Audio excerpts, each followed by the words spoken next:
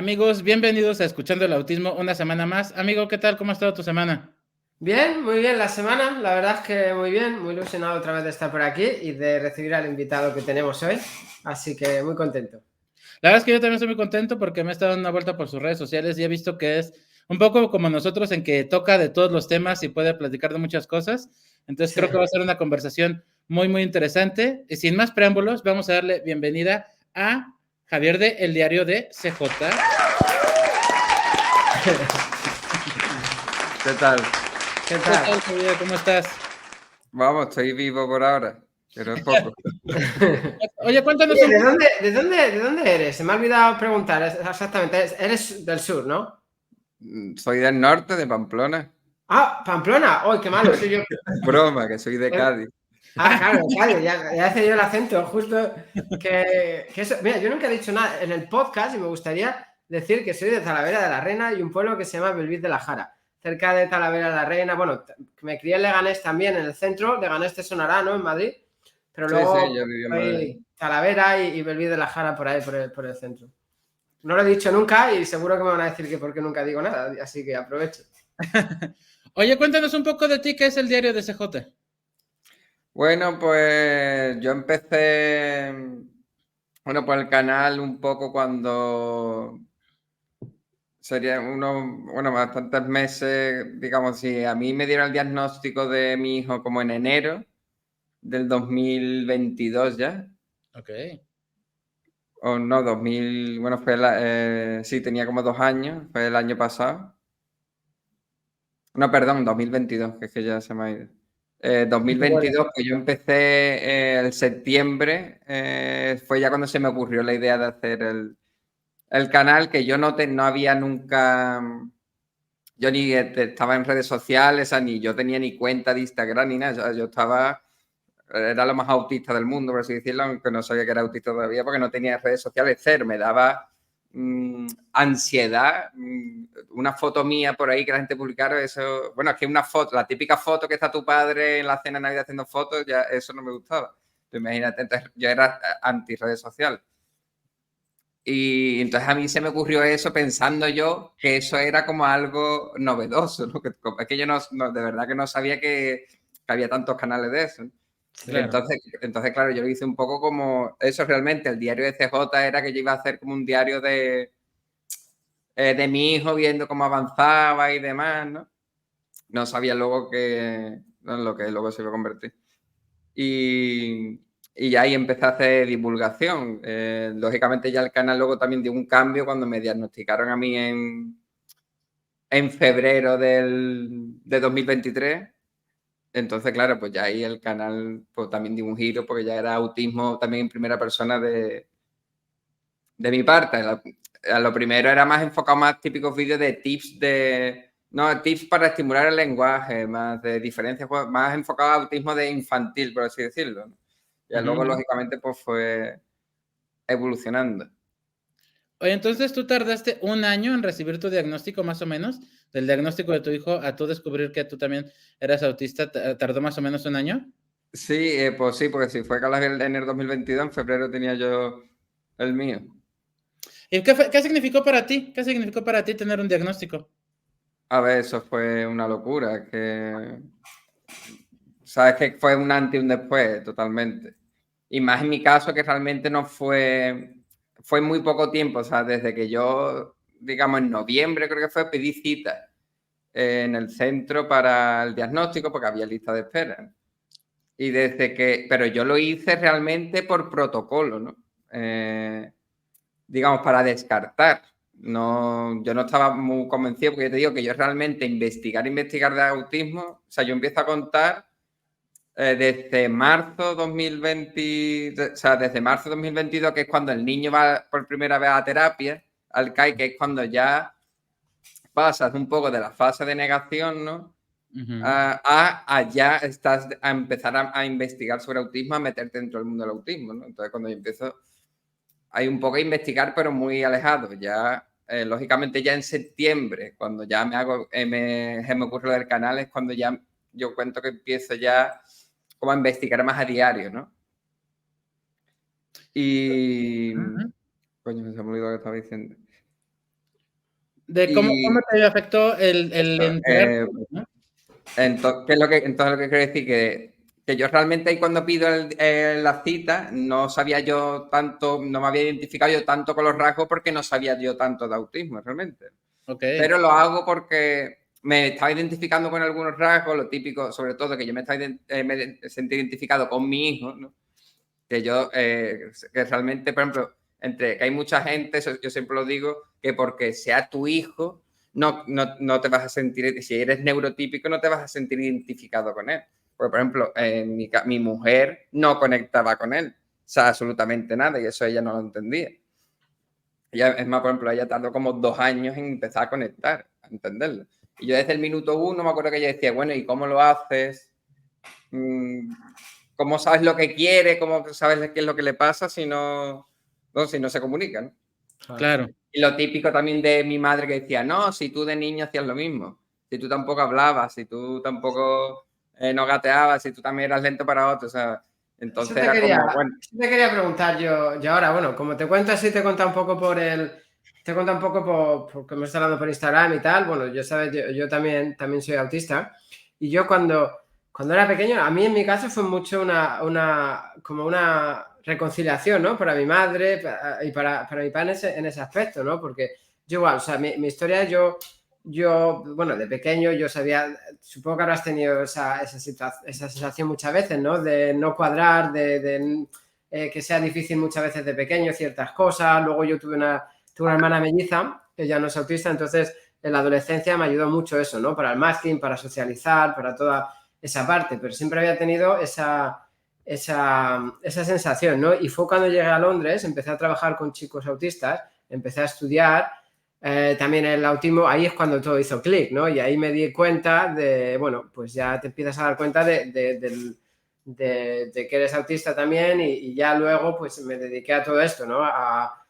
Fui director del centro educativo, terminé el doctorado hace poco también y creamos este programa educativo, todo gratuito, ¿no? Para chicos autistas pues de todo el mundo, ¿no? Y cuanto más estudias, yo no sé si te pasa eso, cuanto más estudias y aprendes sobre ello, más te das cuenta, ¿no? De que ha estado Claro, ahí cada siempre. día te convences más, por así decirlo. Claro, a mi madre me dice muchas veces, yo recuerdo cuando me dieron el diagnóstico, ya era casi doctor yo en educación, ¿no? Casi tenía el doctorado y todo, y mi madre se puso a llorar, ¿no? Y decía, porque también me lo diagnosticaron de adulto, ¿no? Nunca había ido antes a hacerlo.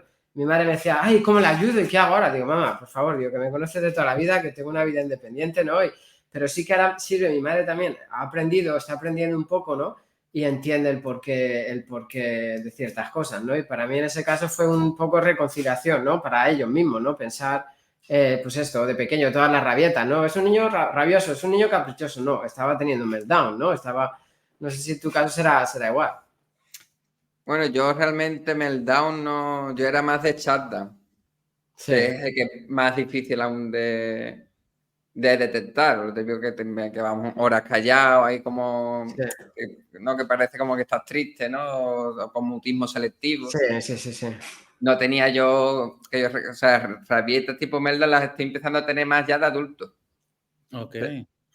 Me ha cambiado un poco ¿no? Pues la forma de... O de El carácter también. adolescente, sobre todo adolescente, adulto, fue cuando empecé a tener, pero de niño es que era, eso era de shutdown. Sobre todo que yo recuerde, ¿no? Porque tampoco... Claro. Oye, pero por ejemplo, o sea, tú comentas que también fuiste hablante tardío, en tu caso. Sí, yo hablé a los 5 años, empecé a hablar. ¿Y tú recuerdas algo? Porque yo he visto varios autistas que en su momento fueron o hablantes tardíos o cosas por el estilo, que comentan que sí entendían perfectamente todo el lenguaje, pero que por alguna razón no lograban trasladarlo a palabras. O sea, es como algo bien difícil de expresar o de poner en palabras justamente. No sé si nos podrías compartir un poco tu experiencia. Sí, es que eso se lo he contado muchas veces. Yo sí, claro, me es difícil en los recuerdos saber si ese recuerdo tenía 4 años o 6 años y ya hablaba. Pero yo esa sensación de estar siempre callado, yo la tengo. Okay. Y de entenderlo todo también. O sea, de yo estar lo típico mi madre rajando de mí en el coche como si no estuviera y la estaba escuchando, ¿no? Es muy típico eso. Pero claro, no, no te puedo decir, no te puedo decir la causa de por qué no hablaba. No, No, claro. Claro. no lo tengo esa noción, ¿no?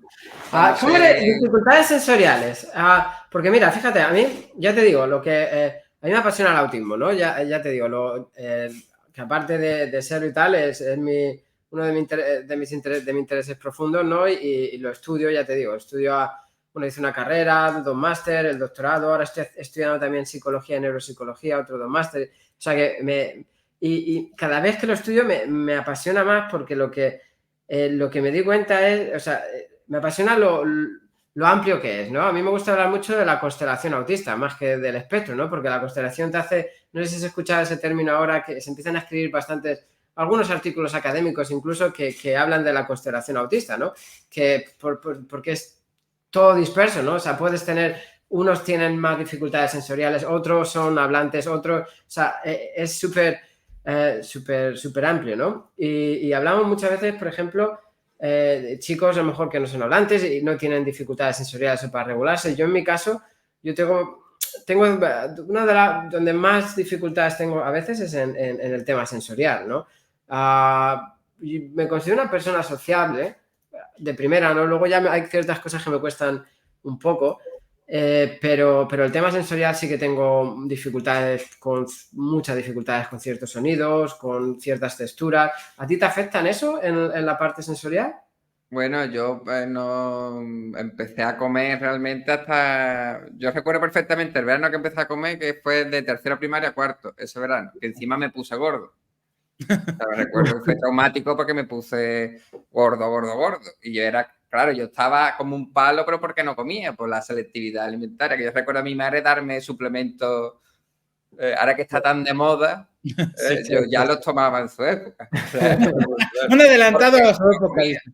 Yo recuerdo que no comía, incluso, no sé si sería por la falta de alimentación, me voy a contar que me acostaba a las 7 de la tarde y me despertaba al día siguiente.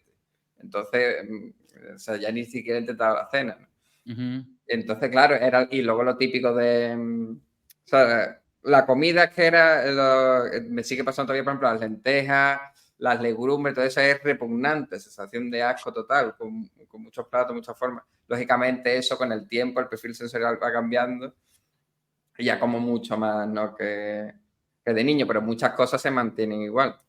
Y luego en otros casos, por ejemplo, con algunas telas, que yo recuerdo, por ejemplo, la época de carnaval, los disfraces, los odiaba, ¿no? Porque claro, el disfraz muchas veces te tienes que quitar la ropa y te pones como el disfraz, la piel tuya, con la tela del disfraz, y eso te saca de quicio. Las etiquetas, mi madre me las tiene que cortar.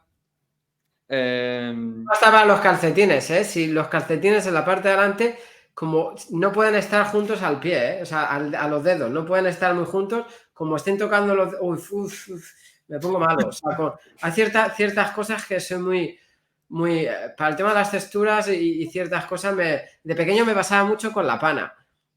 La tela pana, ¿no? Yo la odiaba. Yo la odiaba, es que no podía. Mi abuela me compraba pana siempre y yo no podía, yo lloraba. Con la pana es que me ponía a llorar siempre. No, es que... Me acuerdo que, por ejemplo, cuando ya empezaba a bañarme, siempre eso me ha pasado hasta hace relativamente poco la plata ducha de puntillas, porque me daba como asco en el baño plantar el pie, pero solo me pasaba en ese contexto, luego nunca que yo recuerda andar de puntillas. Bueno, yo, de hecho, mira, es algo que me costaba mucho, decir un poco en público y cosas así, ¿no? A mí me pasa el tema del agua, o sea, el tema de, a ver, odio los olores, también soy sensible, ¿no? O sea, me encanta oler bien y soy muy maniático para los olores, entonces me ducho todos los días, o sea, me ducho todos los días. Ahora, que me guste ducharme, no te voy a decir que me guste porque no me gusta, o sea, meterme en la ducha y el agua en la distinta temperatura, sin embargo, una piscina sí, o nadar me vale. Porque pero ese momento, yo no entiendo eso de la gente que dice una ducha relajante. Una ducha relajante. Lo contrario. Yo me tengo que duchar todos los días, sí o sí, porque aparte como forma parte de lo que sería la rutina del ritual, ¿no? O sea, da igual que me despierte a las 5 de la tarde, que salga de fiesta, que sea domingo, me da igual, me levanto y me ducho. Y es más, me quedo a lo mejor media hora con el agua hirviendo debajo de la ducha. Y eso, claro, hasta hace poco no sabía por qué lo hacía y seguramente tenga que ver sospecho yo con algo con el perfil sensorial, es decir, que me regulo con el Sí, agua regulación. caliente, que muchas veces acabo con las pardas rojas, ¿no? De estar ahí media hora, es que me quedo ahí y mi mujer siempre está, ¿qué es lo que hacéis? ¿Qué pensar a ella que estoy haciendo yo en la ducha? Claro, no se cree que hay un tío ahí debajo de la ducha media hora ahí y no hace nada, simplemente ahí, claro, pensando, pero simplemente sintiendo el agua caliente. Claro. Y Un eso tema nunca totalmente lo de sabía yo que lo regulación. hacía. ¿El qué? Un tema de regulación totalmente. Es un tema de regulación, sí, total, no tiene más. Te quedas en bucle ahí, ¿no? Oye, y ahora cuéntame un poquito de CJ. ¿Cómo ha sido la experiencia? ¿Cuántos años tiene? ¿Cómo fue recibir el diagnóstico para ti en primera instancia? Él tiene ahora 3 años y el diagnóstico pues, fue traumático porque, claro, se parte de la base de que uno no tiene ni puta idea de autismo. Claro. Y yo tengo ya un sobrino autista que tiene ahora 12 años, Oh, ok. que sería lo que entendemos por autista grado 3 con muchísimas dificultades, que no lo puedo decir, ya me entendéis, Autolesiones. sí, pues que me censura el TikTok. Ah, Ok. Es que en TikTok hay que tener mucho cuidado con las palabras porque es muy sensible. Oh, no lo sabía, perdón. En fin, ¿entendéis? El típico sí, perfil de sí. autista clásico, ¿no? Y Ujú. claro, eso era, y mi conocimiento de autismo, yo pensaba que mi sobrino era, eso era el autismo, yo no entendía el concepto de espectro. Sí, el autismo Ni nada, tradicional de Kanner, ¿no? El claro, autismo. eso. Y entonces, claro, y encima yo no había tenido contacto con él prácticamente porque eso, mi hermano vive como a 1000 kilómetros donde vivo yo, ¿no? Entonces, pues, no tienes contacto con el autismo y solo sabes las cosas que te cuenta, que es como lo malo, ¿no? Pues claro, cuando a ti te dan el diagnóstico, pues encima te dan el diagnóstico o te dicen, yo recuerdo, fíjate, yo ya en atención temprana, en las valoraciones de atención temprana, que simplemente te dicen si el niño había atención temprana o no, ya ahí me dijeron que tenía toda la pinta de estar en el espectro autista. Ok. Entonces yo recuerdo ese día como una película, mi mujer llorando en el ascensor, fue un trauma porque claro, es que tú lo que te crees es como si te dicen que tu niño va a ser como, no sé, como un robot, ¿me Sí, entiendes? sí, Eso es lo que tú que te no crees, que va, está ahí claro. un niño encerrado en sí mismo dándose cabezazos, lo que tú te piensas. Entonces, claro, es traumático.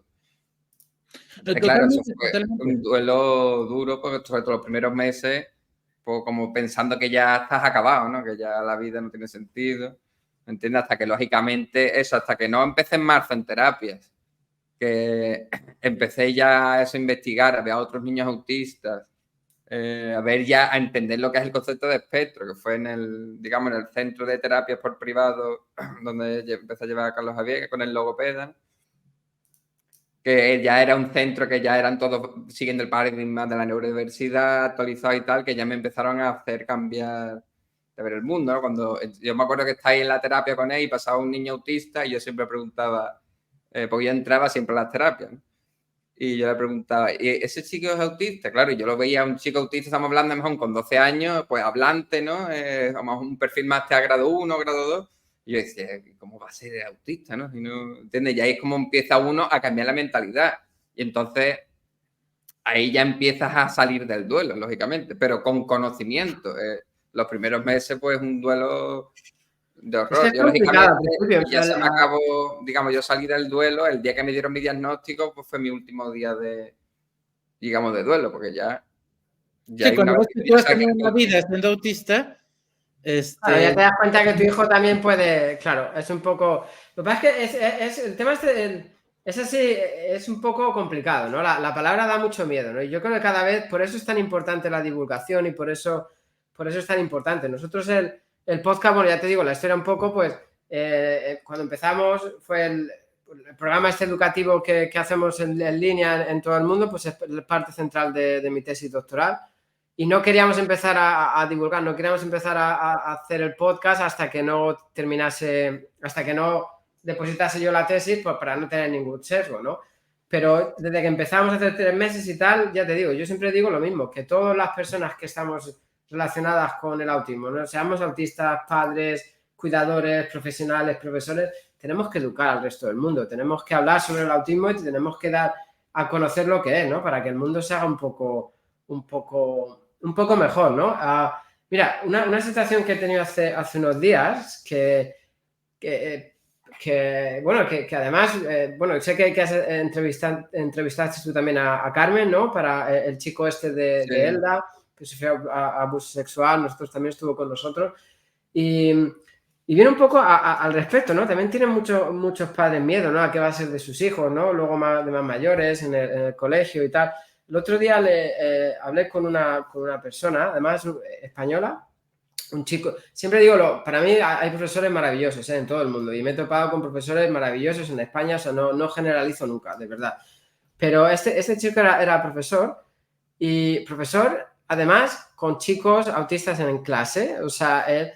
Y bueno, y así hablando le dije, digo, bueno, sí, es que soy autista. Y la contestación fue, literalmente dice, bueno, todos somos un poco autistas, ¿perdona? O sea, hay ciertos comentarios, ¿sabes? Que se siguen escuchando, y lo peor de esto es que ese tío todavía sigue diciendo estas cosas. Yo pasé del comentario, pero no contento con eso, ¿no? Yo, bueno, mi pareja es de descendencia musulmana, entonces hace Ramadán. Entonces yo comentaba que, digo, bueno, yo la acompaño, no es que haga Ramadán, porque no, bueno, no sé qué, pero hago el ayuno. Y no contento con eso, me dice, yo creo que no se creyó que fuera autista, ¿no? Porque encima me decía así, pues qué sacrificio, ¿no? Para ser autista, ¿no? Y en ese momento me levanté, o sea, primero que si todos somos autistas, y después que vaya un sacrificio, ¿no? Que anda para ser autista, ¿no? Todo ese tipo de cosas. Entonces todavía hay un estigma y una falta de información y una falta de conocimiento sobre lo que es el autismo, y la diferencia, ¿no? Que es impresionante, ¿no? Es abrumador. Entonces, yo entiendo que vosotros como padres, cuando dicen todo esto, ¿no? O dan el diagnóstico, pues que tiene que ser un poco complicado al principio, ¿no? Hasta que luego ya empezáis a... Claro, pero es que para empezar, es que no te explican nada. Cuando te digo nada te dan el diagnóstico y te vas para tu casa. Y cero. O sea, yo siempre lo digo, que yo haga vídeo es mala señal. O sea, porque ¿no? Que nosotros tengamos que estar aquí haciendo vídeos y haciendo directo es una mala señal, porque eso es que algo no se está haciendo bien, ¿no? Claro. Y se tienen que venir aquí a informar, que mucha gente raja, ¿no? Pues estás informando en TikTok, ¿no? Como desacreditando. Bueno, y es que ¿a dónde vas si no tiene otro lado? Si tú no se lo explicas. Bueno, pero es que al final, fíjate en TikTok, o sea, hay gente, o donde sea, gente, o en redes hay gente muy valiosa. Ya te digo, o sea... claro, si hay vídeos por ahí que parece documentales. Por eso te digo que, a ver, yo soy doctor cum laude en educación, o sea, algo de conocimiento tengo, ¿no? Y luego, pero es que para mí no hace falta incluso eso, es que al final los padres estáis tenéis que estar on top of the wave, que decimos aquí, ¿no? En la cresta de la ola. ¿Por qué? Porque al final son los que os tenéis que informar para vuestros hijos, o sea, y profesores y un buen profesional se tiene que informar, ¿no? Entonces, no hace falta tener una carrera, ni 20 máster, ni un doctorado siquiera para estar informado de autismo, ¿no? Y leer, bueno, pues leer en buenas revistas indexadas y saber dónde encontrar artículos para saber cómo va todo, ¿no? O sea, que al final quien quiere se forma, ¿no? Entonces es muy importante, para mí la divulgación me parece básica en este tema porque, como dices, o sea, todavía no hay nadie que te informe, ¿no? Es que ni siquiera se habla de estas cosas en profundidad en los colegios, ¿no? No. O sea, sí, se hace mal encima. Claro, se hace mal, no se hace... Contaba, por ejemplo, los terapeutas todos me lo dicen, ¿no? Por ejemplo, hay uno del Solo Surf, de la terapia acuática, que lleva como 30 años, que dice, de la generación anterior, los padres de hace 10 años, a la vuestra no tienen nada que ver. Y de la anterior a la de otra hace 10 años, otra película diferente. Dice, o sea, el nivel de conocimiento que tienen los padres que van ahora es que está en otro punto. O sea, que tan solo hace 10 años todavía el padre eran como más débiles en el sentido de no sabes nada de autismo, el terapeuta es el máximo conocedor, tú no entras a la terapia, o sea, tú no entras a la sesión, tú no opinas de nada, tú te callas. Y ahora es totalmente diferente gracias a las redes sociales y a... Sí, pero el problema de esto es que la información viene también dada de la mano de la desinformación. O sea, Ya, que, bueno, claro, que o sea, el poder que, y eso es algo que estoy aprendiendo mucho de Oscar, ¿no? Porque yo la parte esa de entender las intenciones de la gente, de entender ciertas cosas, es lo que más me cuesta mucho. Entonces, sí, yo bueno, me dedico a ello, ya te digo. O sea, al final para estudiar o investigar el autismo al nivel que lo investigo y todo esto, pues sé dónde encontrar información a nivel académico, revistas interesadas y todo esto. Pero me cuesta un poco más el tema de las redes.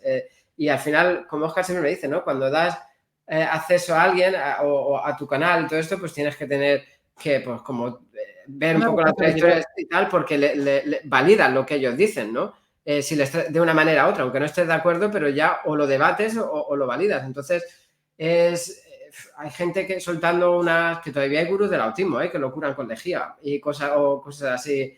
Y eso sigue estando, y ¿no? cada vez y sigue creciendo de manera exponencial, al menos la sensación que me da. Claro. Entonces lo que hay que hacer es. Pero luego también me he dado cuenta de una cosa: la comunidad es espectacular. O sea, yo me daba miedo. La comunidad autista, la que de verdad quiere ayudar. O sea, todo el mundo estamos. A mí me llaman para un podcast. Si puedo hacerlo ese mismo día o siguiente, lo hago. Mira, contigo contacté ayer y hoy, hace una hora, te he dicho, oye, lo hacemos. Y bueno, hemos tenido a Anabel Cornago, hemos tenido a Edu Soto, o sea, todo el mundo que de verdad quiere. Bueno, que es parte de la Pero lo comunidad mismo, de manera positiva, todo el mundo está expectante, ¿no? Y dispuesto a ayudar. Y cabe destacar, que no sé si alguna vez te han hecho la pregunta o algo, pero nosotros no cobramos ni pagamos a la gente que colaboramos en el podcast y tú en TikTok supongo que serás igual. Todo esto es por amor al arte y por divulgar, ¿no? Que luego es terapéutico, luego también disfrutamos y haciéndolo, pero es de manera altruista. Sí, totalmente, sí, por el interés profundo. Pero ¿no te da la sensación un poco que esto de estamos en una burbuja y que somos el 0,1 y realmente tú estás todo el rato viendo TikTok, Instagram de gente que tú sigues, que están actualizados, que siguen el primer de la universidad, pero eso es el porcentaje mínimo. Realmente en la calle, en el resto del mundo, la visión del autismo sigue estando realmente muy anticuada, ¿no? Que muchas veces tiene la sensación como, coño, estoy cambiando el mundo, ¿no? Pero Sí, es no el sé, mismo grupo, es el mismo grupo de gente. sí. bueno, pero ya sabes qué pasa. Yo creo que así, ¿no? A ver, yo pienso mucho por imágenes, como buen autista también. Entonces, al final voy conectando imágenes bueno, y gente, caras de la gente. Entonces, yo creo que lo que hacemos, aunque seamos un 1%, cuando un padre vaya a buscar ayuda y vaya a buscar información y si nos ve las caras a nosotros, a unos cuantos que, ¿sabes? Al final Sí, claro. tengo la esperanza de que unos pocos, al menos, vayan por el buen camino y vayan entendiendo, ¿no? Y vayan por lo menos, porque luego al final es que es eso, ¿no? O sea, todavía hay gente que cura de manera milagrosa el autismo y encima te cobra un montón de dinero, ¿sabes? Es que eso mira, podemos tener distintas opiniones, todos los profesionales, padres, pero hay una cosa que está clara, que es consenso mundial. El autismo no es una enfermedad, o sea, no puedes curar porque no hay una enfermedad. Entonces, bueno, pues hay cosas muy. Justo hablando de eso, yo creo que tú tienes, Javier, una oportunidad un poco, o sea, tienes una ventaja sobre, por ejemplo, un padre como yo, que no tiene un diagnóstico y demás. O sea, por ejemplo, tú en estos tintes grises, como los suplementos, como de que sí el gluten, como de sí todas estas cosas, o sea, tú tienes como la gran oportunidad de probarlo en ti mismo, ¿no? En algún momento, antes que en tu hijo, ¿no? O sea, decir, bueno, si dicen que el omega 3 ayuda, pues puedo tomarme el omega 3 y ver si hay algún impacto en mí, o si tomo gluten y observarme si tengo incomodidades o cosas por el estilo. ¿Pasaste por alguna de esas etapas, como por la etapa de ver qué cosas podía haber para ayudarle, o qué otras cosas te podían servir, o no fue parte de tu proceso?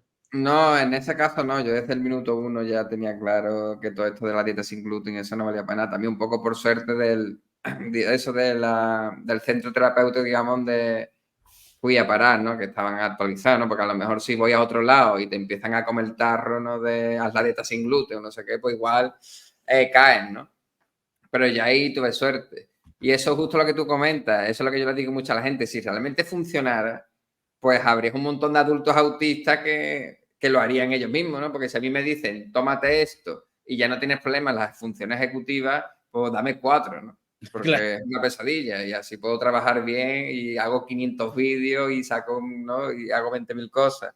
O no vas a tener intereses, te tomas dietas sin gluten y ya no tienes intereses profundos que te están interfiriendo en tu día a día porque te desconcentras y entonces puedes trabajar normal. Pues dámelo. O ya no te molesta la textura y te puedes comer las lentejas, ¿no? Pues si fuera así tan fácil, pues todos los adultos lo harían. Sí, o ya no solo eso, que eso al final a veces, mira, una de las cosas que me gusta mucho bueno, de la manera que tienes de divulgar y todo es que la normalización, ¿no? Y me parece algo súper importante, la naturalización, perdona, ¿no? Naturalizar el autismo y hablar de esta manera, ¿no? Porque al final al final es eso, ¿no? O sea, no vamos a crear aquí un trauma, ¿no? Sí que creo que hay muchos padres pasándolo mal, ¿no?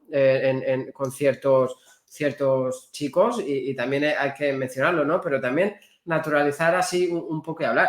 Pero luego también no es solo eso, o sea, no es funciones ejecutivas, no, es todo lo que trae, ¿no? Todas las concurrencias, ¿no? Que vienen después, ansiedad, que, bueno, como Anabel Conago dice muchas veces, bien, la mayoría, por no decir todas las personas autistas, en algún momento de nuestra vida vamos a pasar por ansiedad, ¿no? Es algo, veía estadísticas el otro día, entre el 50 y 60% de personas autistas pasan en algún momento de su vida por depresión, o sea, hay todo ese tipo de concurrencias que están ahí, o sea, si ya no es que, bueno, que tenga dificultades que me molesten las etiquetas, no, ostras, es que tal cual está concebido el mundo ahora mismo, que es un mundo neurotípico, está hecho para personas neurotípicas, pues en algún momento de mi vida, si no es más de uno, voy a pasar por una depresión, ¿no? Probablemente. Entonces, todo ese tipo de cosas, pues es lo que tú dices. Si hubiera algo mágico que te tomes, pues dame 4 y me olvido, ¿sabes? Pero...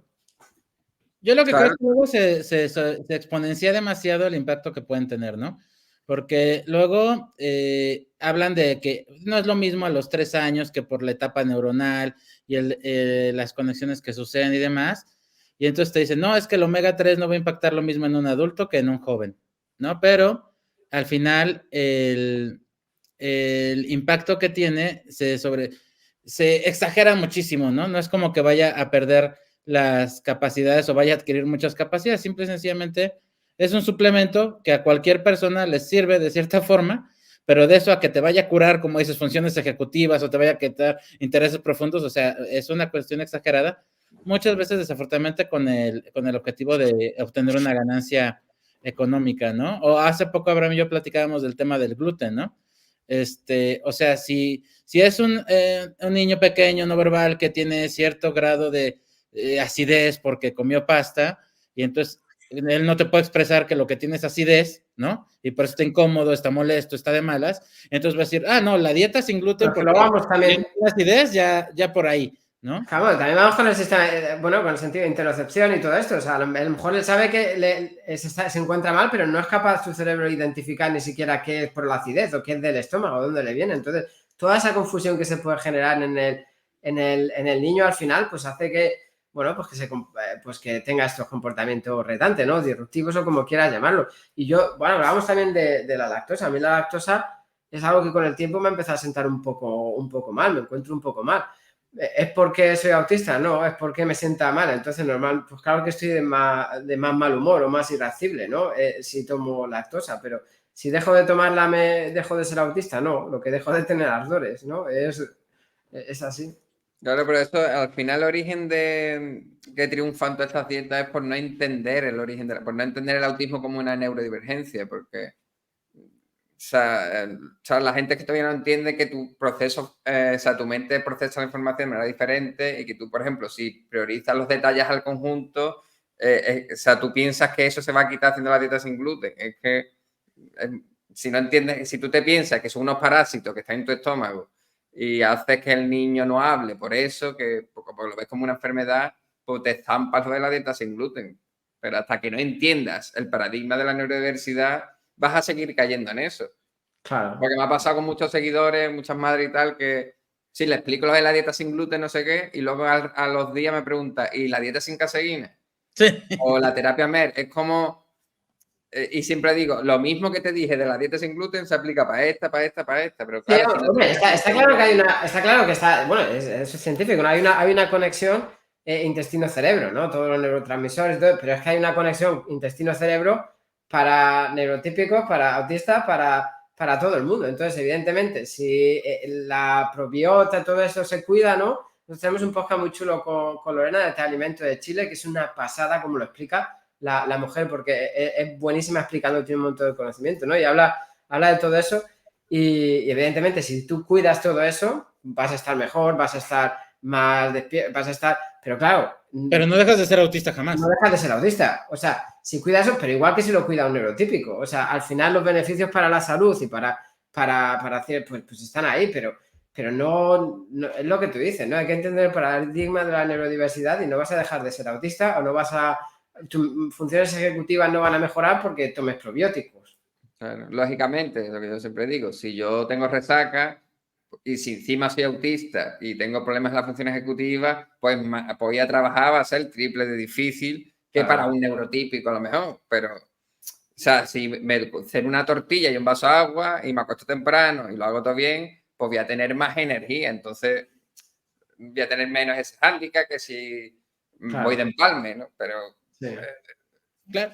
Y entonces retomando, cuéntanos un poco qué sí, o sea, si las dietas no, si los suplementos no, o sea, qué sí te ha funcionado y que aparte, tal vez sea algo que hasta apliques tanto en tu hijo como en ti mismo, ¿no? ¿Qué es?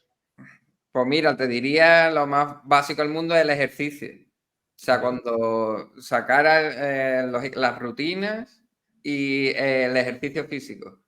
O sea, yo eso lo empecé a hacer como más rajatabla porque Carlos tiene afectada así como motricidad gruesa, ¿no? Tiene mucha torpeza motora, ¿no?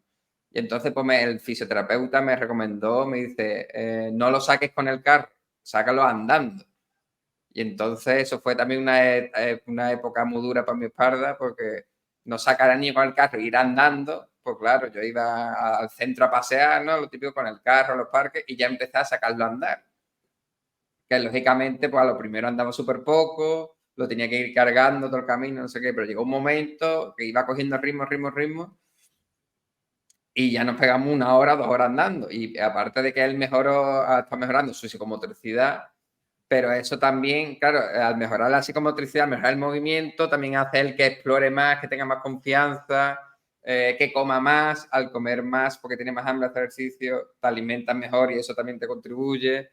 A que duermas mejor, porque si tú haces la rutina bien, te has pegado 2 horas andando por el parque, luego te has comido un plato de arroz con pollo y pues te acuestas a dormir a las 11 y se pega de 11 a 9 de la mañana al día siguiente dormido de seguido, ¿no? Lógicamente eso no es solo por el ejercicio, que Carlos Javier no tiene por ahora trastornos del sueño. Puede tener problemas para dormir si no se hace las cosas bien, ¿no? Si se despierta tarde de la siesta, no lo saca a pasear ni nada, pues a lo mejor a las 3 de la mañana está ahí dando saltos, ¿no?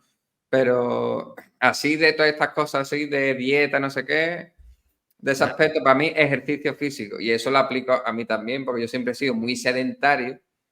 Y eso, claro, me ha dado muchos problemas eso de energía, ¿no? Claro. Pues si comes mal y no te mueves, pues, y encima, claro, estás siempre como cansado, con sueño, y si encima eso le suma lo de las cucharas de energía o lo que sea, ¿no? Pues entonces peor todavía.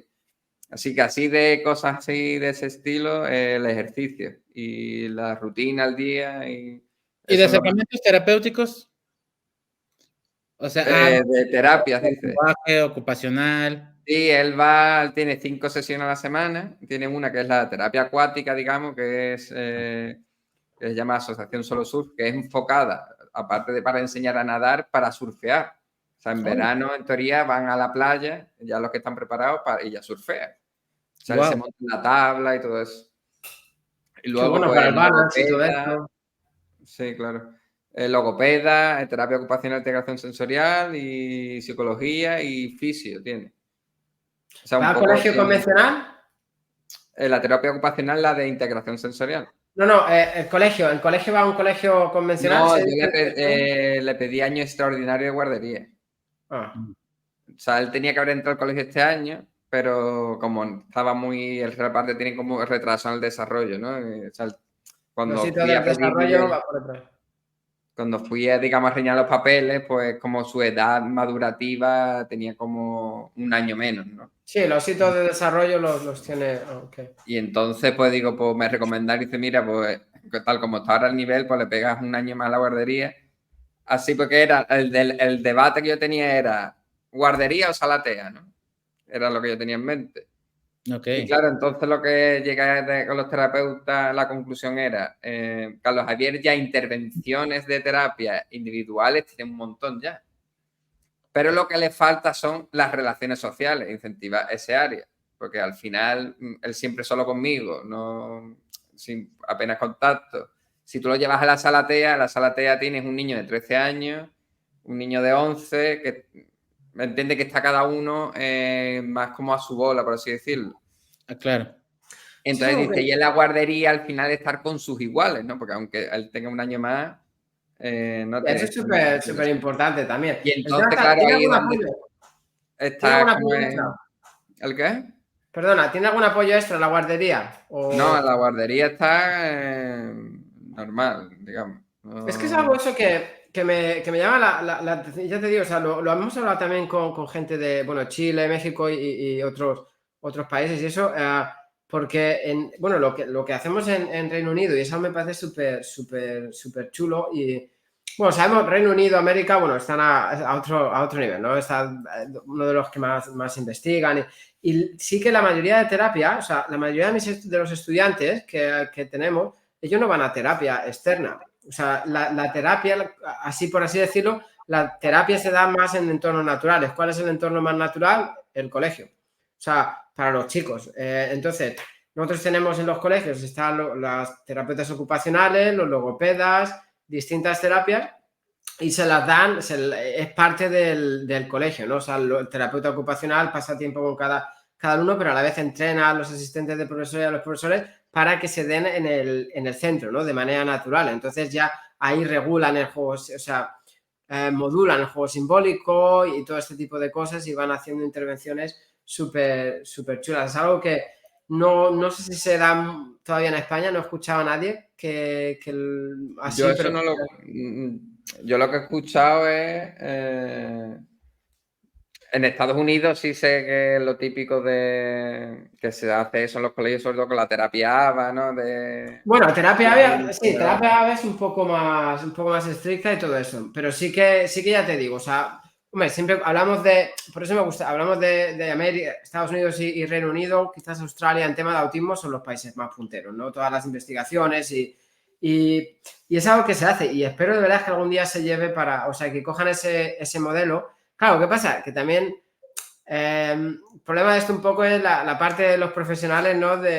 También un poco el interés profesional que hay, que me parece súper bien, me parece bien, ¿no? Que luego la gente haya terapeutas, que tengan sus consultas y todo esto, o sea, no critico eso, pero claro, bueno, sí que hay algunos padres que van a terapias extra y cosas así, ¿no? Pero la idea, ¿no?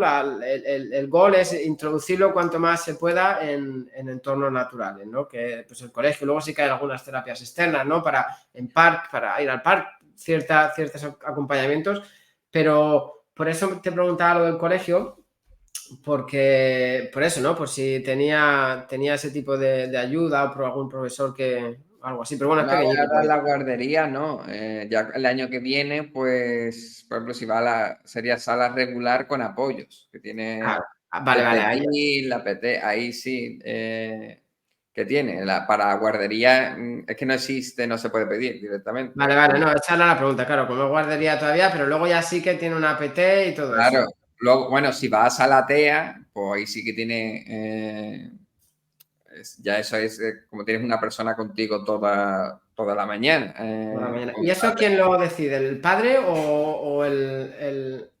En la Consejería de Educación, digamos, de tu provincia, en la que tú puedes poner preferencia, ¿no? tu preferencia, pero son ellos los que te hacen una entrevista, miran al niño, al nivel, con el CAI, ¿no? Y ya ellos son los que te dicen a dónde debería de ir, ¿no? Por ejemplo, en este caso, pues ellos fueron los que me pusieron la guardería extraordinaria. Yo la pedí, ¿no? Pero ellos tenían la última palabra. Sí. ¿Qué has Entonces, sentido? bueno, ¿Qué has sentido que ha sido el reto más importante a partir del diagnóstico de ambos? el reto. Pues el reto más importante, pues... La inclusión educativa, la aceptación del duelo, la cuestión familiar, la cuestión social. ¿Qué ha sido? Yo creo que sí, en primero fue lo del duelo, yo creo, lo más duro, porque si tú dices al final, por ejemplo, ahora mismo el nivel educativo, al estar en guardería, no es algo como que tenga todavía tanta ansiedad, ¿no? Claro. Y entonces, pues fue un poco el duelo, la soledad, todo el día solo, ¿no? Con el niño encima, los primeros meses, como esa sensación de desesperanza, ¿no?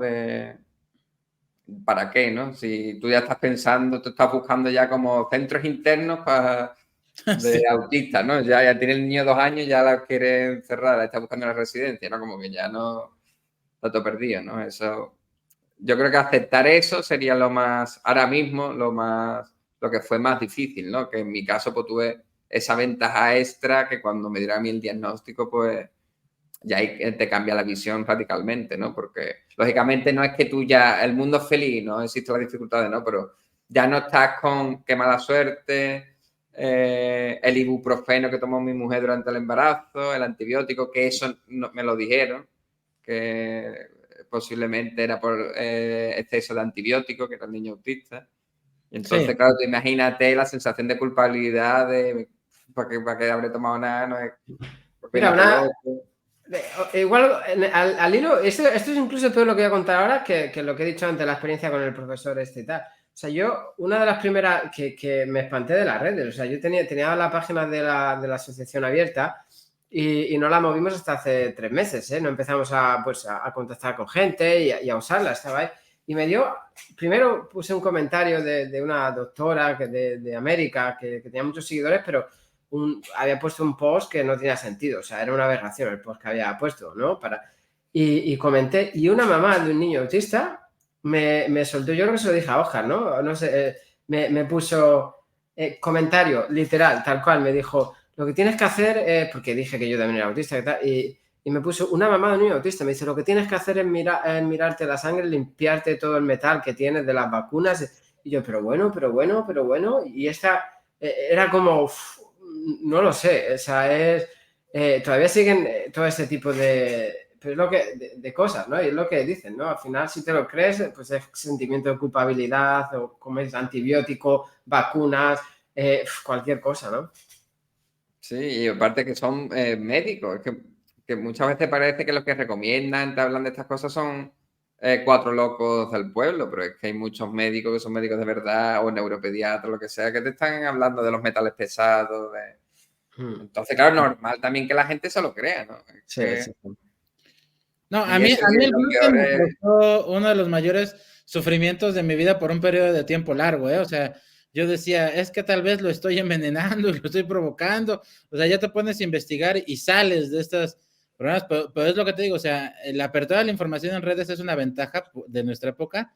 Sí, por supuesto, pero la desventaja, como bien decía Abraham, es la desinformación que también te encuentras. O sea, la cantidad de gente que te busca hacer sentir culpable, que si por la vacuna, que si por el gluten, que si por la caseína, que si por los azúcares, que por lo que se les ocurrió en la mañana, para... Aquí lo que siempre digo yo, ¿no? La enciclopedia del Facebook, ¿no? Tenemos luego está la enciclopedia del Facebook, ¿no? Gente que cree, bueno, tú eres español también, ¿no? No sé si te acordarás cuando la pandemia, que salió, bueno, todas las cosas que había, pero cayó una granizada, ¿no? Y la gente, por ejemplo, quemaba el granizo y como se ponía negro y no se derretía porque era hielo y se pone negro el hielo, decía que, claro, una leyenda urbana, todo el mundo se pensaba ya que nos mandaban cosas del cielo para que contaminaban, y había, pero yo te digo, o sea, gente bueno, gente allegada a mí y tal, que lo mandaba en los grupos, ¿no? Y decía, mira otra conspiración, y yo, pero... O sea, la enciclopedia del Facebook total, ¿no? Y con el autismo pasa muchas veces eso, ¿no? La enciclopedia es una metáfora, ¿no? La enciclopedia del Facebook es que lees cualquier cosa, te lo crees y bueno, es que es peligroso, ¿no? Y luego encima está el tema de las leyes de cada país, ¿no? Porque en España y en Europa o en Reino Unido sí que hay cierta información que si la difundes y va en contra de lo que dice la OMS, va en contra de... o sea, tú tienes libertad de expresión, libertad de lo que decir, hasta que es un delito contra la salud pública. O sea, hay cierta de hecho, hay casos, ¿no? De gente que ha divulgado, ¿no? Productos milagrosos para ciertas cosas y acabas en la cárcel porque puedes matar a la gente. Pero claro, aquí estamos lidiando con gente que de otros países, no vamos a decir nombres de países, que las leyes no son tan estrictas o que no hay una ley todavía que prohíba decir que la lejía mezclada con, no sé, con cualquier otro producto cura el autismo, ¿no? Entonces, claro, hay mucha gente que divulga, y si eres un padre, aunque ya estés en Europa, ya estés en España, donde sea, ves esta información y te lo piensas, ¿no? Entonces, se pueden crear pues cosas muy, muy turbias y muy complicadas. Yo creo que haciendo la balanza es mucho más positivo que negativo el tema de redes. ¿Por qué? Porque Sí. eso en los años 90 también pasaba. Sí. Me acuerdo cuando mi hijo a lo primero, mi mujer que es colombiana, pues le decía lo típico, la tía, la abuela, que le llamaba, no, mija, dale agua panela con no sé qué, que lo he visto que sirve para curar el autismo. Y eso también se diría en los años 90. Sí, totalmente. Ahora al menos estamos unos cuantos que divulgamos la... Sí.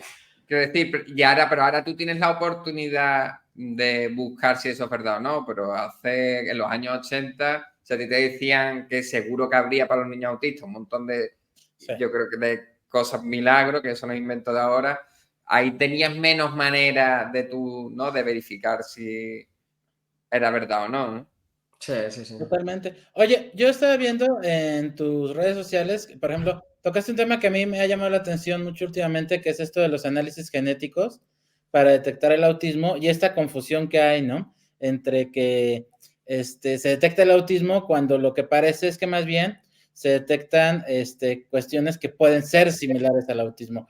Yo lo platicaba con mi esposa es odontóloga, entonces tiene una formación relativamente médica y yo le decía, es que a ver, yo no lo había entendido en su momento, ¿no? Porque decían, es que el autismo no es genético en términos de esto, ¿no? De que no un análisis genético lo puede hacer, pero hay condiciones genéticas que son similares al autismo, ¿no? Y que entonces pueden desatar la confusión. Entonces decían que la ventaja, entre comillas, del análisis es que al hacerte estos estudios, tú puedes detectar si eres autista, o sea, no tienes una cuestión genética que salte a la vista, o tienes un síndrome de X frágil o alguna otra de estas cosas.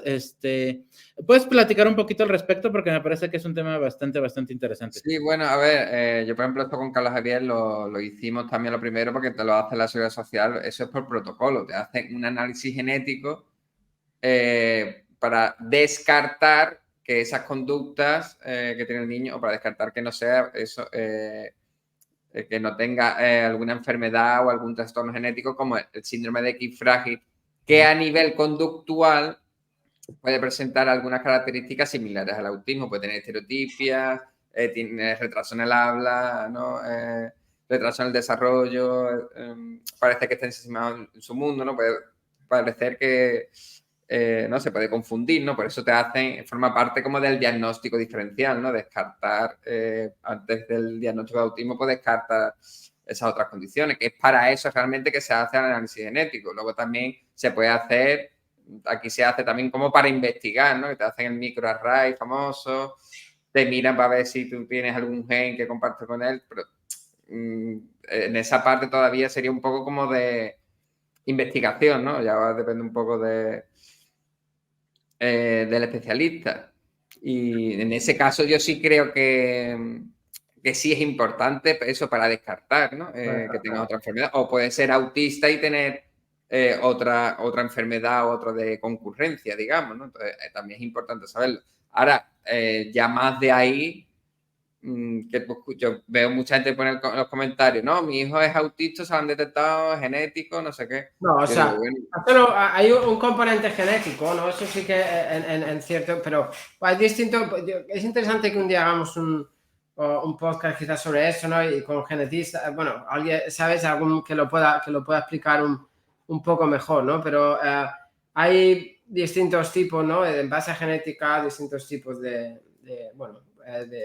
acorde al origen, ¿no? Acorde, pues, distintos tipos de autismo y tal. Eso es otro asunto, pero está claro, ¿no? Y eso sí que es algo que puntualizar, que es como tú dices, ¿no? Muy bien dicho, que es para descartar otros tipos de cosas. O sea, puede tener síndrome de Down y autismo, sí, pero una cosa es el autismo y otra otro tipo de condición que tenga, ¿no? O incluso alguna enfermedad.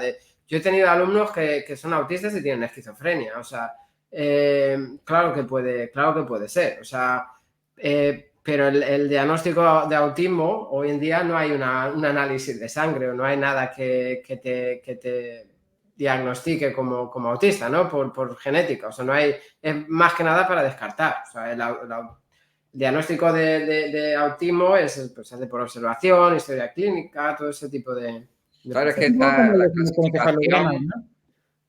Sí, ¿Qué? Es como los electroencefalogramas, digamos. O sea, no te van a diagnosticar el autismo vía un electroencefalograma, pero lo usan para descartar cuestiones epilépticas o cuestiones... claro. ¿Decís algo, CJ, de la clasificación? Que digamos que a nivel oficial, como tú haces la clasificación, y ahí como está el autismo primario, que sería, digamos, el nuestro, que es el que no sale en la genética, y luego está lo que se dice los autismos secundarios sindrómicos, que serían el equifrágil, Sí. el de Prader-Willi, el de Angelman. Sí, sí. A mí en un momento le hicieron un diagnóstico así. Acá no es por una cuestión establecida por el sistema de salud, sino lo hicimos por parte de participar en un protocolo de investigación de una maestría. El genetista nos dijo, lo manejó como autismo puro, ¿no? Fue las palabras que usó. Digo, lo hizo en un contexto informal. No lo hizo como así se nombra en los libros, pero sí, básicamente es eso que dices, ¿no? El autismo que viene sin concurrencias, acompañado de otras cosas, pero sí es importante. O sea, me parece que es un tema bien interesante porque hay gente en redes sociales que cree que todo autista tiene X frágil, ¿no? O que es una cuestión de la mano, o todavía en muchos países, incluso acá en México, si es autista tiene que pasar por el electroencefalograma, ¿no? Y Abraham me hablaba de que allá en Inglaterra ya no es así, ¿no? Yo no lo he hecho. Ahora, también te digo una cosa, si alguien te viene con un diagnóstico de autismo en una hora, ahí hay un problema. O sea, porque luego ves casos así, ¿no? De hecho, nosotros íbamos, cuando empezamos a hacer el podcast y tal, en diciembre tuve, ¿no? Un poco un caso, ¿no? Un pseudo doctor, que luego resulta que no era ni doctor en un país de América. Y que ofrecía diagnóstico, ¿no? Ofrecía diagnóstico de autismo en una consulta de 50 minutos en línea, ¿no? O sea, ahí tenemos un problema. O sea, es un proceso, es un tiempo. Yo estuve un mes y medio visitando y luego tienen que envolver evidentemente a tus padres porque tus padres son los que pueden hablar de tu desarrollo cuando eres pequeño, o sea, ciertas cosas que es como se hace hoy en día, ¿no? A lo mejor un día hay, ¿no? Hay un estudio, ¿no? No sé si yo creo que lo pasé, Oscar, no me acuerdo dónde era, un estudio que se hizo, no sé si en Japón o por ahí, ¿no? De inteligencia artificial para identificar el Sí. autismo, ¿no? Y era o sea, evidentemente es un estudio muy primario todavía, o sea, no es pero bueno, pues se está estudiando y el programa piloto el estudio piloto tenía un 100% de aciertos, ¿no? En ese sentido, pero claro, no se puede hablar todavía, no es un estudio ciego, o sea, no se puede hablar todavía de algo, pero como base, ¿no? Claro, es lo que hace falta, ¿no? Al final, cuando te dedicas a investigar, necesitas un plan piloto, una cosita así pequeña para luego que inviertan y se empiece a investigar. Pero la inteligencia artificial en ese caso, ¿qué es lo que hace? Tú le das los rasgos, ¿no? Las características. Me parece que era mirando el iris del ojo. ¿El qué? Me parece, quiero recordar, ¿no? Que era mirando, analizaba el iris del ojo. Iris. Sí, o sea, es una, a ver si, ya que tengo tu Instagram eso, te lo voy a buscar, que se lo pasé a Oscar y te lo voy a pasar. Además es un estudio publicado publicado, ¿no? Revisado por pares y todo eso. Pero ya te digo, es súper primario, ¿no? Se están haciendo muchísimas cosas. Bueno, de hecho se está haciendo también mucha investigación con inteligencia artificial para detectar tumores, ¿no? Y para detectar ciertas cosas. Claro, hay muchísimo ahora. A ver, es algo que tan primario que tardará años y años, ¿no? Pero a lo que voy es que ojalá en el futuro y no tardando, pues haya una prueba para identificar, ¿no? Que seas pequeño y te hagan una prueba de recién nacido o cualquier un análisis cosa, o incluso un análisis o te pasen por una máquina o cualquier cosa y digan, bueno, pues tiene autismo. Ojalá, ¿no? Lo que hay que entender es que eso lo queremos que suceda porque favorece la intervención temprana. Claro. O sea, ese es el objetivo. ¿Por qué nos gustaría tener un diagnóstico que fuera como estos tamiz de nacimiento, cosas por el estilo, sería eso, porque sería una gran ventaja para todos identificarlo a los 3 días de nacido, que es autista, y entonces la intervención puede ser adecuada, planteada y modificada de acuerdo a esto, y puede ser una ventaja enorme. O sea, para eso sirve un diagnóstico tan temprano, ¿no? Claro, y sobre todo tú imagínate los casos como los nuestros de TEA grado 1, que pasas toda la vida sin diagnóstico porque a lo mejor ya cada vez se ven más, ¿no? A mí me escriben muchas madres que tienen niños 5 años nada más, o 4 años, y me dice, TEA grado 1, y yo me asombra como decir, coño, con 4 años ya lo sabes, que eso en nuestra época era impensable, ¿no? Ya.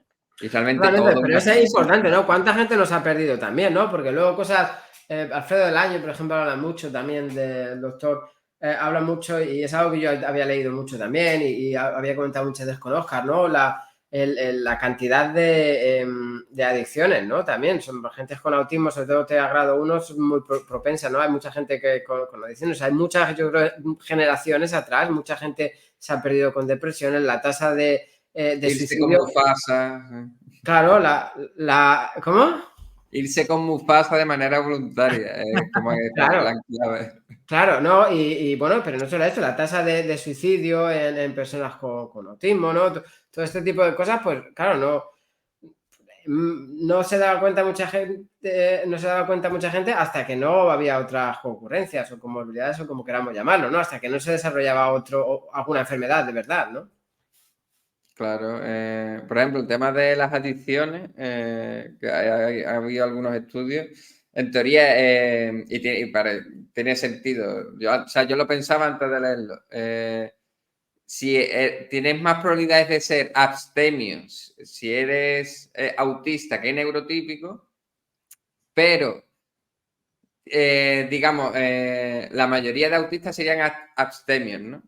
Pero el pequeño porcentaje que sí consume tiene más probabilidades de ser adicto que el Ok. neurotípico.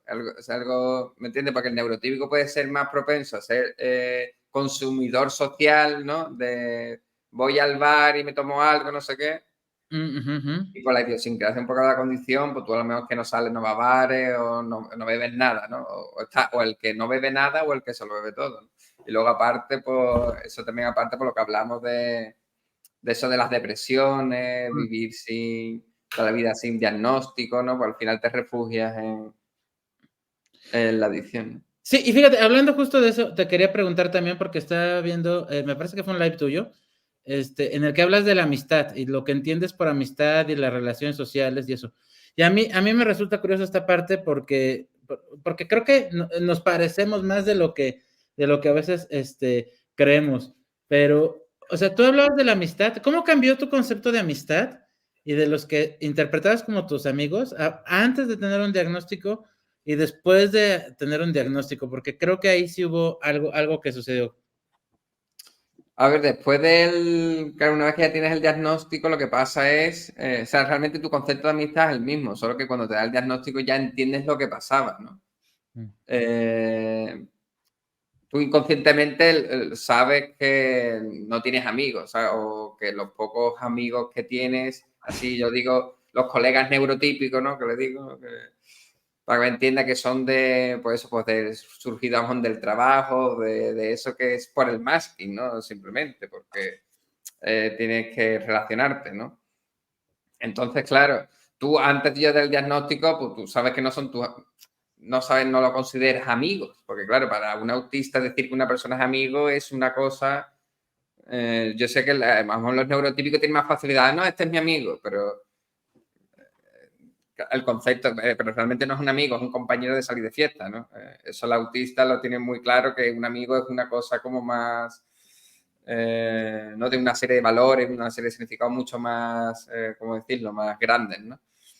A mí me pasa un poco al contrario, yo creo. Además siempre me han dicho, y bueno, en parejas que he tenido o familiares y tal, que yo tengo dificultad para eso, o sea, me cuesta mucho las intenciones de la gente. A mí eso es algo que cuando las suelo coger muchas veces un poco tarde o aparte de las emociones, muchas veces siempre hablo de ciertas caras, ¿no? Que me cuesta pillar y ciertas emociones, pero yo digo mi amigo, y sí que pero claro, luego sí que tengo 3 o 4 mejores amigos, que esos son para mí como, ¿sabes? Pero yo no lo sé, me hago mi universidad, lo que pasa es que luego hay ciertas cosas que me cuestan un poco, ¿no? O sea, yo, por ejemplo, soy muy sociable, yo puedo ir, bueno, lo que hablar de salir, yo puedo salir por ahí a tomar una cerveza, yo hablo con todo, puedo hablar con la gente y tal. Ahora, luego llega un momento que no sé más a fondo, ¿no? Como no sean mis intereses profundos y cosas así, ahí... Yo creo que está pasando un poco ahora, que es lo que estuve pensando yo una vez, que lo vi en un directo de Daniel Millán con la Micha Autista, que es que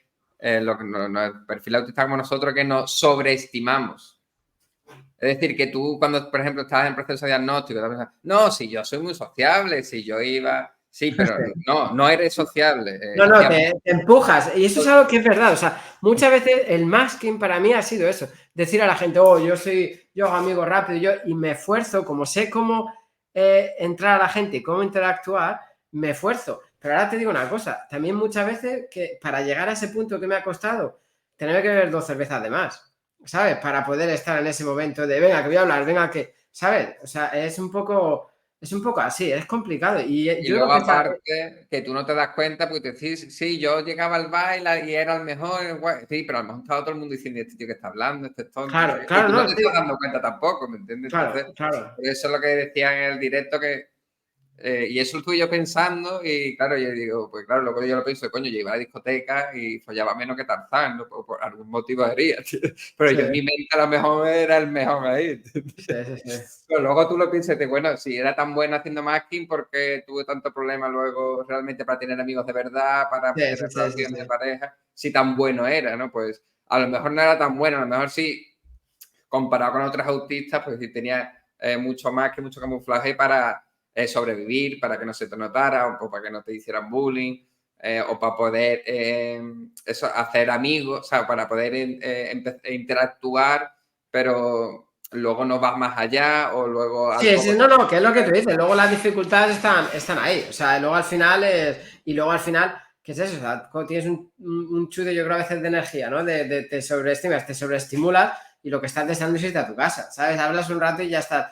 Necesito un break social, necesito ir a mi casa, necesito descansar, necesito mi espacio porque luego sufres. Esa parte es así. Yo ya te digo, o sea, me refiero a lo de redes sociales, que no soy así que... Bueno, que puedo llegar a un sitio y hablar con la gente o estar en... Sí, que tú eres realmente extrovertido, que te gusta salir, la Claro, interacción. bueno, me gusta salir relativamente, pero que llegando a un grupo puedo, es lo que te digo, me puedo hacer el valiente y entrar a hablar un poco, ¿no? Pero luego me cuesta conversaciones un poco más profundas, o me cuesta ir más para allá, ¿sabes? O más a fondo, todo eso me cuesta. Yo creo que te pasa un poco para mí, que incluso a mí muchas veces eso me cuesta identificarlo, porque eso yo creo que el tema del masking confunde mucho, o que tú realmente, a lo mejor tu personalidad, si eres extrovertido, o sea, a ti sí te gusta ir a un bar, tomar algo, hablar con la gente, pero luego el problema es cuando estás ahí, que ya al final lo acabas pasando mal porque te Claro, aburres por los intereses restringidos o por claro. te cuesta mucho seguir las conversaciones por el procesamiento secuencial, etcétera. Entonces, tú Fíjate lo quieres que, estar ahí, pero luego... Fíjate lo que es, o sea, yo creo que es más que, o sea, me gusta estar con mis amigos, con mi grupo cerrado de amigos, ¿sabes? Pero si vamos a un sitio, parte yo creo de mi masking antiguamente no, pues yo hablo con la gente, si se querían arrimar a un grupo de chicas o tal, yo me torturaba a mí mismo, lo que fuera, yo me decía, no, pues yo, ¿sabes? Como intentaba salir, pero yo lo estaba pasando mal, ¿sabes? Yo al hablar y todo eso lo pasaba mal y lo hacía y luego ya estaba deseando irme o ya estaba cansado o todo eso, ¿sabes? Pero no es algo que... Sí, luego al final yo estoy cómodo con mi grupo de amigos, o sea, con mi grupito y fuera. Y a mí me costó horrores salir. Yo, ya te digo, siempre hablo de mi hermana melliza, por la que luego empecé a salir un poco más y aprender todas estas reglas sociales. Pero yo me acuerdo de mi hermana irse con amigas desde los 11 años por ahí a la feria, y yo hasta los 16, 15, 16 años, yo estaba en mi casa solo jugando a Warhammer, al ordenador. Bueno, no Warcraft, yo era Warhammer, las Magic y el Pokémon, ¿sabes? Y fútbol. Fútbol sí que me gusta mucho. Con eso hasta los 15 y 16. Luego ya mi hermana, pues, ¿sabes? Ya empecé a salir más, pero... Sí, y forzado a lo mejor.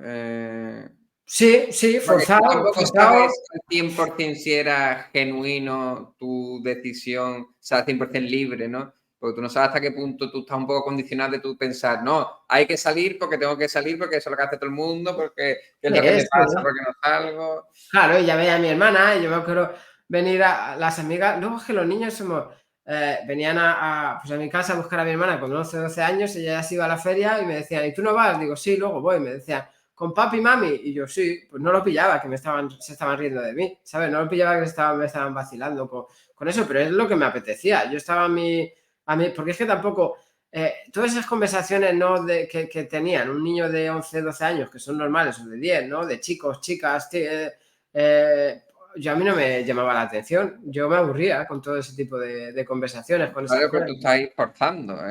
Claro, por eso no Parece quería estar con ellos, por eso yo sí. estaba a mi mundo, ¿no? O sea, a mí me encantaba estar, yo me ponía a hablar con mayores, con mis tíos, con mi madre, o sea, todas esas cosas pero claro, esos temas pues no me gustaban tanto.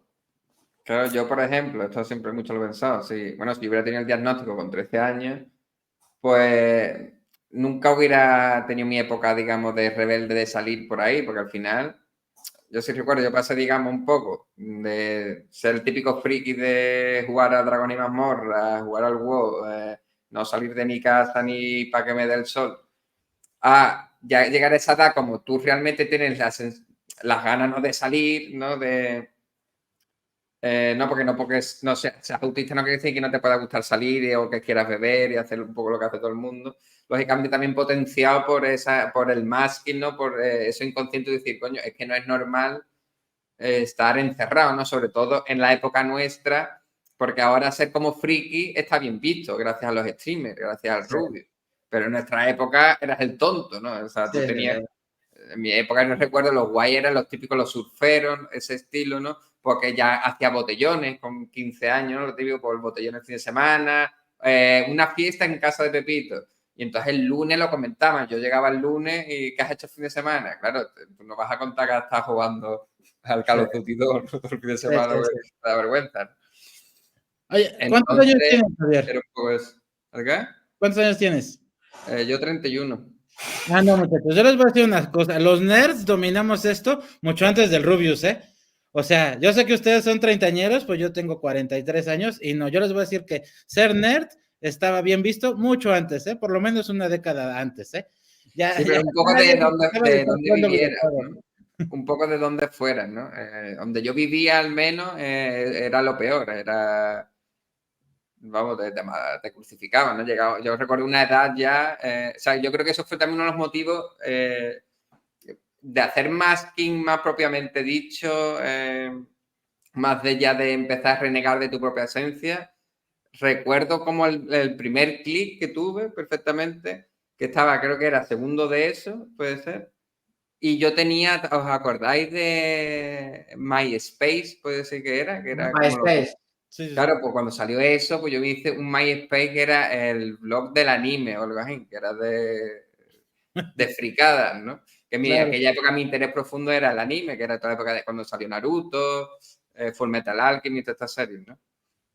Y me acuerdo que uno, el que era mi mejor amigo a ese entonces, que se fue, me acuerdo, un año a estudiar fuera, y ya cuando llegó ya había como madurado, ¿no? Más rápido, entonces ya todas estas cosas de videojuegos era como de niño chico, entonces ya me acuerdo que me vio el MySpace y me dijo, no, no, corre, bórratelo, porque se van a meter contigo, porque eso no puede ser. Y ahí fue, y recuerdo borrármelo, ¿no? Que muchas veces lo pensé, digo, coño, me borré la página que era mi primera vez que estaba creando contenido, por así decirlo de manera Podría más... ser un millonario ahorita por haber estado creando contenido de anime. No, pero es que seguramente si yo hubiera seguido realmente quien yo era, yo hubiera empezado a hacer vídeos en YouTube súper pronto, porque yo ya tenía esa necesidad de Claro. contar las cosas, que yo me acuerdo en mi grupo de amigos, que yo ahí tuve suerte, que tenía amigos en friki, sobre todo eso, primaria, hasta que ya empezó la adolescencia, yo era como el gurú de las películas, de eso, del anime, de la serie, ¿no? Porque yo tenía la suerte también de que yo me juntaba con mis hermanos que eran mayores y entonces,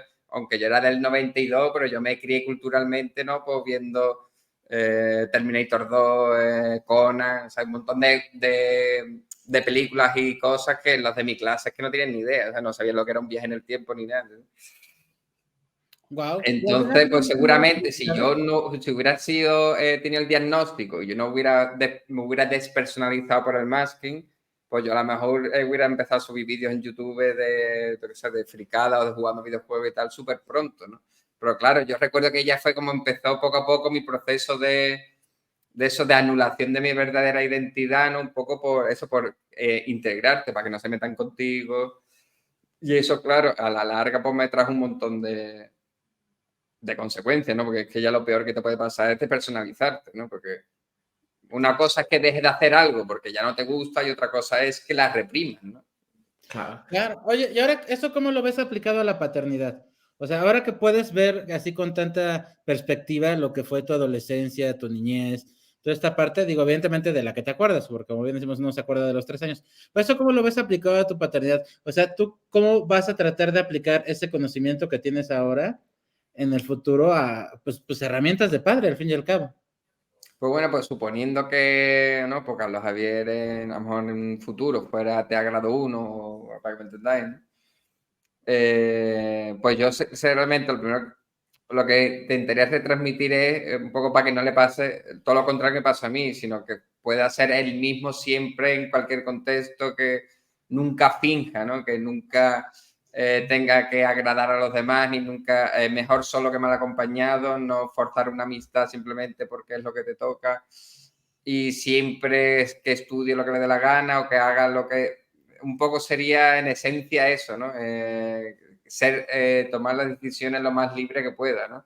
No, lógicamente, eso también lo explico no, cuando la gente me pregunta, y es no que seas un ermitaño, ¿no? Es decir, al final un poco de fingir relaciones para poder sobrevivir lo tienes que hacer, ¿no? Un ejemplo, pues si para que los compañeros te des la tarea, te den a copiar un examen, ¿no? A ese Una nivel. herramienta de supervivencia, tal cual. No, ahí es lo que te iba a decir. Yo creo que te iba a decir, lo has añadido muy bien al final, ¿no? Y repito otra vez, como, bueno, siempre lo que dice la frase de doctora Temple Grandin, que dice que no sobreprotejamos a los niños autistas. O sea, que hay que protegerlos como a cualquier otro, pero que no les sobreprotejamos, ¿no? Entonces, ahí yo lo que creo es importante también es incluso que elijan cuando quieren hacer masking, ¿no? O sea, porque si quieren hacer masking, porque yo si volviera atrás, ahora ya sabiendo todo, quizás lo hubiera hecho de otra forma en algunas situaciones o quizás me hubiera gustado saberlo de antes, pero hubiera decidido hacerlo en ciertas ocasiones, ¿no? Porque también esa parte de socializar, hay ciertas partes, lo único que también que tenga la información necesaria para entenderlo, ¿sabes? Todo este tipo de cosas, ¿no? Pero hay ciertas reglas sociales, ciertas cosas, bueno, pues que son parte de... Que si elige hacerlo, que lo haga también, ¿no? Que sepa que está todo ese tipo de Claro, cosas. eso es lo que hablamos como la fase final, sería como forjar la armadura autista, ¿no? Antes Sí. tienes una máscara como que te la pones y te atrapa, como la película esta de Jim Carrey. Ok. Pero una vez que te dan el diagnóstico, sí, a lo mejor pasa un tiempo malo, ¿no? Que yo digo que es cuando se te parte la máscara, esa primera fase, que se te afloran los rasgos autistas, ya no puedes enmascarar, te da ansiedad al mismo contacto social, te estás un poco como desnudo, hasta que ya, vas forjando la armadura, ya cuando te toca hacer masking, ya es diferente. Bueno, ya no sé si realmente lo puedes llamar incluso masking, porque ya no tiene nada que, ya es más parecido a la hipocresía neurotípica, que cuando tienes que llevar una etiqueta, ¿no? O, no, por ejemplo, Es una herramienta. en el trabajo tienes que también un neurotípico también tiene que fingir, ¿no? Que le guste, que su jefe le agrada, ¿no? Eso no es masking, eso es que está en un contexto que te requiere una etiqueta, una forma de estar, pero no tiene nada que ver con el Me ha camuflaje gustado mucho autista. la comparación de la película La Máscara, ¿eh? Me ha gustado mucho, porque sí que no sabía cómo ponerlo en esa parte, ¿no? Y sí que es un poco así, porque es complicado, ¿eh? Muchas veces, para mí decirlo, o sea, y hablar abiertamente, es un poco complicado, ¿eh? Porque muchas veces te sientes muy, es como, no sé, como caminar de repente desnudo en la calle, no sé si es eso, o sea, es desnudarte a la gente, ¿no? Interiormente, o contarle, ¿sabes? Es como ya no tienes nada para protegerte, ya, el momento que vas público ya no puedes decidir si hacer masking o no, o sea, ya eres autista y ya todo el mundo sabe que eres autista y por un lado está bien, pero da mucho miedo, ¿eh? Y a mí cosas que, bueno, yo de hecho hacemos esto desde hace muy poco y yo hablaba mucho con Óscar, decía, Navidad me daba mucho miedo todavía en mi pueblo y no compartía los podcasts. De hecho, en mi cuenta personal, en la de doctor que me abrí, el doctor Abraham Buitrago, sí, pero en la mía que tengo de anteriormente todavía no comparto podcast o todo ese tipo de cosas. Lo sabe ya la mayoría de gente cercana a mí y ya hablo sin tapujos y, ostras, nos ven mucha gente. Pero es algo que lleva para mí... es un poco complicado todavía, porque ya es lo ¿Cómo que es. salir Ya del armario, ¿no? Sí. Y ya una vez que sale ya no puedes entrar. O sea, ya no puedes decir que no, que era broma. No, o sea, es A lo mí que me es. pasó al revés. A mí cuando lo dije ya en un vídeo, porque yo nunca dije, hola, soy autista, sino ya empecé como lo insinué y ya hablaba, ¿no? Como que era autista, ¿no? Ya cuando yo ya sé que todo el mundo era, o sea, que la gente de mi familia alrededor lo sabía, yo ya estaba como liberado. Entonces ya al revés, vas con más autoestima, ya no tienes que... Te cambia todo porque es como toda la vida callado, toda la vida fingiendo, toda la vida pretendiendo algo y ya en el momento que ya he subido el vídeo, ¿no? Para mí, a nivel mental, aunque el vídeo lo vea 1000 personas o 2000 personas, pero para ti es como que ya es mundial, ¿no? Para tu mente. Entonces ya estás como liberado, ya no tienes que fingir más, ¿no? No es tanto quién lo ve, sino que tú lo digas, ¿no? Sí, no Sí, es el claro. tema de fingir o por esa parte, ¿no? Es... No sé. Sí, pero esa sensación que tú dices, sí, que también me ha pasado, ¿no? Que has montado con un familiar o algo y ya es verdad que te sientes tú como... claro, es más lo que te digo, más desnudo, como eres como más vulnerable porque tú sí has contado una serie de cosas más personales que la otra persona, ¿no? Y es como que tiene más, porque claro, ya sabes, él sabe más debilidades tuyas, porque si tú al final estás haciendo vídeo contando tus problemas de Sí, y luego autismo, la parte de gente no lo cuestionando sabes. también, la parte de... A mí me gustaba un poco eso, la parte de quizás de gente cuestionando, ¿no? Bueno, me costaba mucho, que luego me sorprendió, me costaba mucho el tema de España sobre todo, ¿no? Porque bueno, aquí en Reino Unido la gente me conoce, pues es otra mental. Pero me da un poco más miedo el tema de... Yo lo que tenía también ese prejuicio yo, ¿no? Porque vine hace años, yo llevo aquí 11 años, ¿no? Y era como fui ahora en España, me va a cuestionar todo el mundo, va a decir ¿y esto qué? Voy a tener que explicar. Me costaba esa parte de tener que explicar, que luego la parte que me gusta, porque es la parte que tenemos que hacer para educar, ¿no? Y al revés, todo el mundo se lo ha tomado súper bien, la gente que me preguntaba, o sea, de verdad está bien, ¿no? Pero me costó un poquito, era una parte que me ha costado y luego me encanta haberlo hecho y creo que es súper positivo, pero ahí lo encontré un poco complicado. Sí, es por la Aparte, pereza de dar explicaciones a una bueno, persona no que solo tiene... eso, o sea, No. la gente que me conoce saben que llevo, que trabajo con chicos, o sea, yo llevo hablando de autismo años, ya llevo 10 años trabajando en la National Autistic Society, es una de las asociaciones más grandes del mundo. Trabajé en el Civilega, que es el primer colegio de Europa y no sé si el primero o el segundo del mundo solo para chicos con autismo, ¿no? Que se hizo ya hace, pues cuando se habla del autismo de Canet, ya estaba este colegio y todo eso. Entonces, llevo tantos años que saben que investigo el autismo, que hago todo lo que hago, el máster, o sea, llevo tanto tiempo hablando con ellos del autismo como en tercera persona y de manera profesional, que ahora es como decir, bueno, chicos, pues aparte de esto, pues yo lo hago porque, bueno, porque yo estoy dentro del espectro. Entonces, ¿sabes? Entonces, Y qué curioso, ¿no? Estar tantos años trabajando en el autismo sin saber que eres autista, ¿no? Y yo lo es como... sabía desde el primer día. O sea, desde el primer día, es lo que te digo, mi historia fue un poco así. Yo de toda la vida, bueno, yo sabía que algo no cuadraba. O sea, yo sabía que algo era distinto y ya está. O sea, eso se sabe muchas veces, ¿no? Y no sabía muy bien lo que era. Entonces, cuando llegué a trabajar a la National Autistic Society, yo quería ser profesor y aquí contacté, yo era jefe de cocina en una venue de aquí, Music Venue muy chula. Y fui a una chica, me dijo, oye, pues si quieres ser profesor, vete a una agencia de estas que buscan asistentes de profesor y te mandan a los colegios pues, con profesores sombra. Y yo todavía no había terminado la carrera, entonces dije, vale. Y justo me mandaron a la National Autistic Society, al colegio este. Llegué ahí y el primer día fue, ¿dónde estoy? Y ya el segundo día, tercero, cuarto me quedé y ya me empezó a hacer todo clic, ¿sabes? Ya empecé y ya ellos mismos, bueno, de ahí pues algunos psicólogos estoy hablando, me sugirieron que que era muy probable que estuviera en el espectro, pero no fui, yo ya empecé a verme y a pensar en mí como una persona autista entonces yo ya lo tenía asumido. Lo único que no había ido a por un diagnóstico firme porque yo ya no lo, o sea, lo sabía, no tenía, ¿sabes? Me dedico a eso, pero sí que una persona llegada a mí pues tenía dificultades, empezó a hacer preguntas y bueno, por ciertas circunstancias, por buscar una respuesta y decirle, mira, esto está en la familia, esto, bueno, esto es lo que pasa, ¿no? Y ya está, o sea, fue más que nada por eso y bueno, porque llega un momento en la vida que sí que dices, bueno, pues quiero verlo bien, quiero saberlo 100% y quiero... Bueno, entonces, ¿tú estuviste cuántos años sabiendo que eras autista sin diagnóstico? Pues desde el 2015 empecé a trabajar en Civil Elgar, pues hasta, pues estaba justo 8 años, 7 años, 8 años. Entonces, por ejemplo, ¿tú qué opinas del autodiagnóstico? Mi caso no es el mismo que una persona que escucha a un divulgador. O sea, yo creo que, mira, hay ciertas cosas que mucha gente sabe.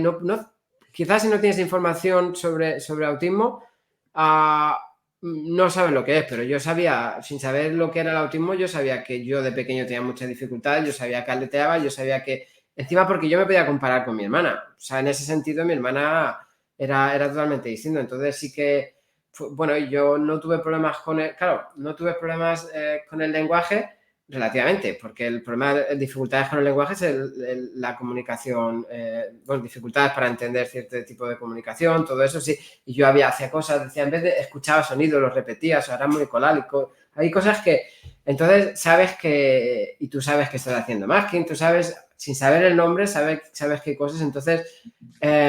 claro, una persona que luego empieza a ver todo este tipo de información, que se siente identificada, yo entiendo que pueda llegar a pensar, pues soy autista. Ahora, de ahí a que yo como profesional le dé una validez a una persona que venga diciendo se ha autodiagnosticado, yo como profesional, como investigador del autismo, como doctor en educación, no puedo aceptar un autodiagnóstico. No sé, pero Sí, claro, también habría que ver un poco qué es lo que entendemos por autodiagnóstico, ¿no? Yo creo que también el debate va un poco... Por ejemplo, porque tú te considerarías que te habías autodiagnosticado o no... No, yo empecé a verme como una persona autista, porque yo sabía, pero claro, te estoy diciendo que, vamos, estoy hablando de que trabajaba en la National Autistic Society, todo el training que te hace, ya algún psicólogo de ahí, me había comentado que seguramente que necesitaban hablar con mis padres y todo esto, pero yo ya había tenido cierta, ¿sabes? Lo que pasa es que hasta que no hablan con tus padres, esa gente no hablaba español, entonces...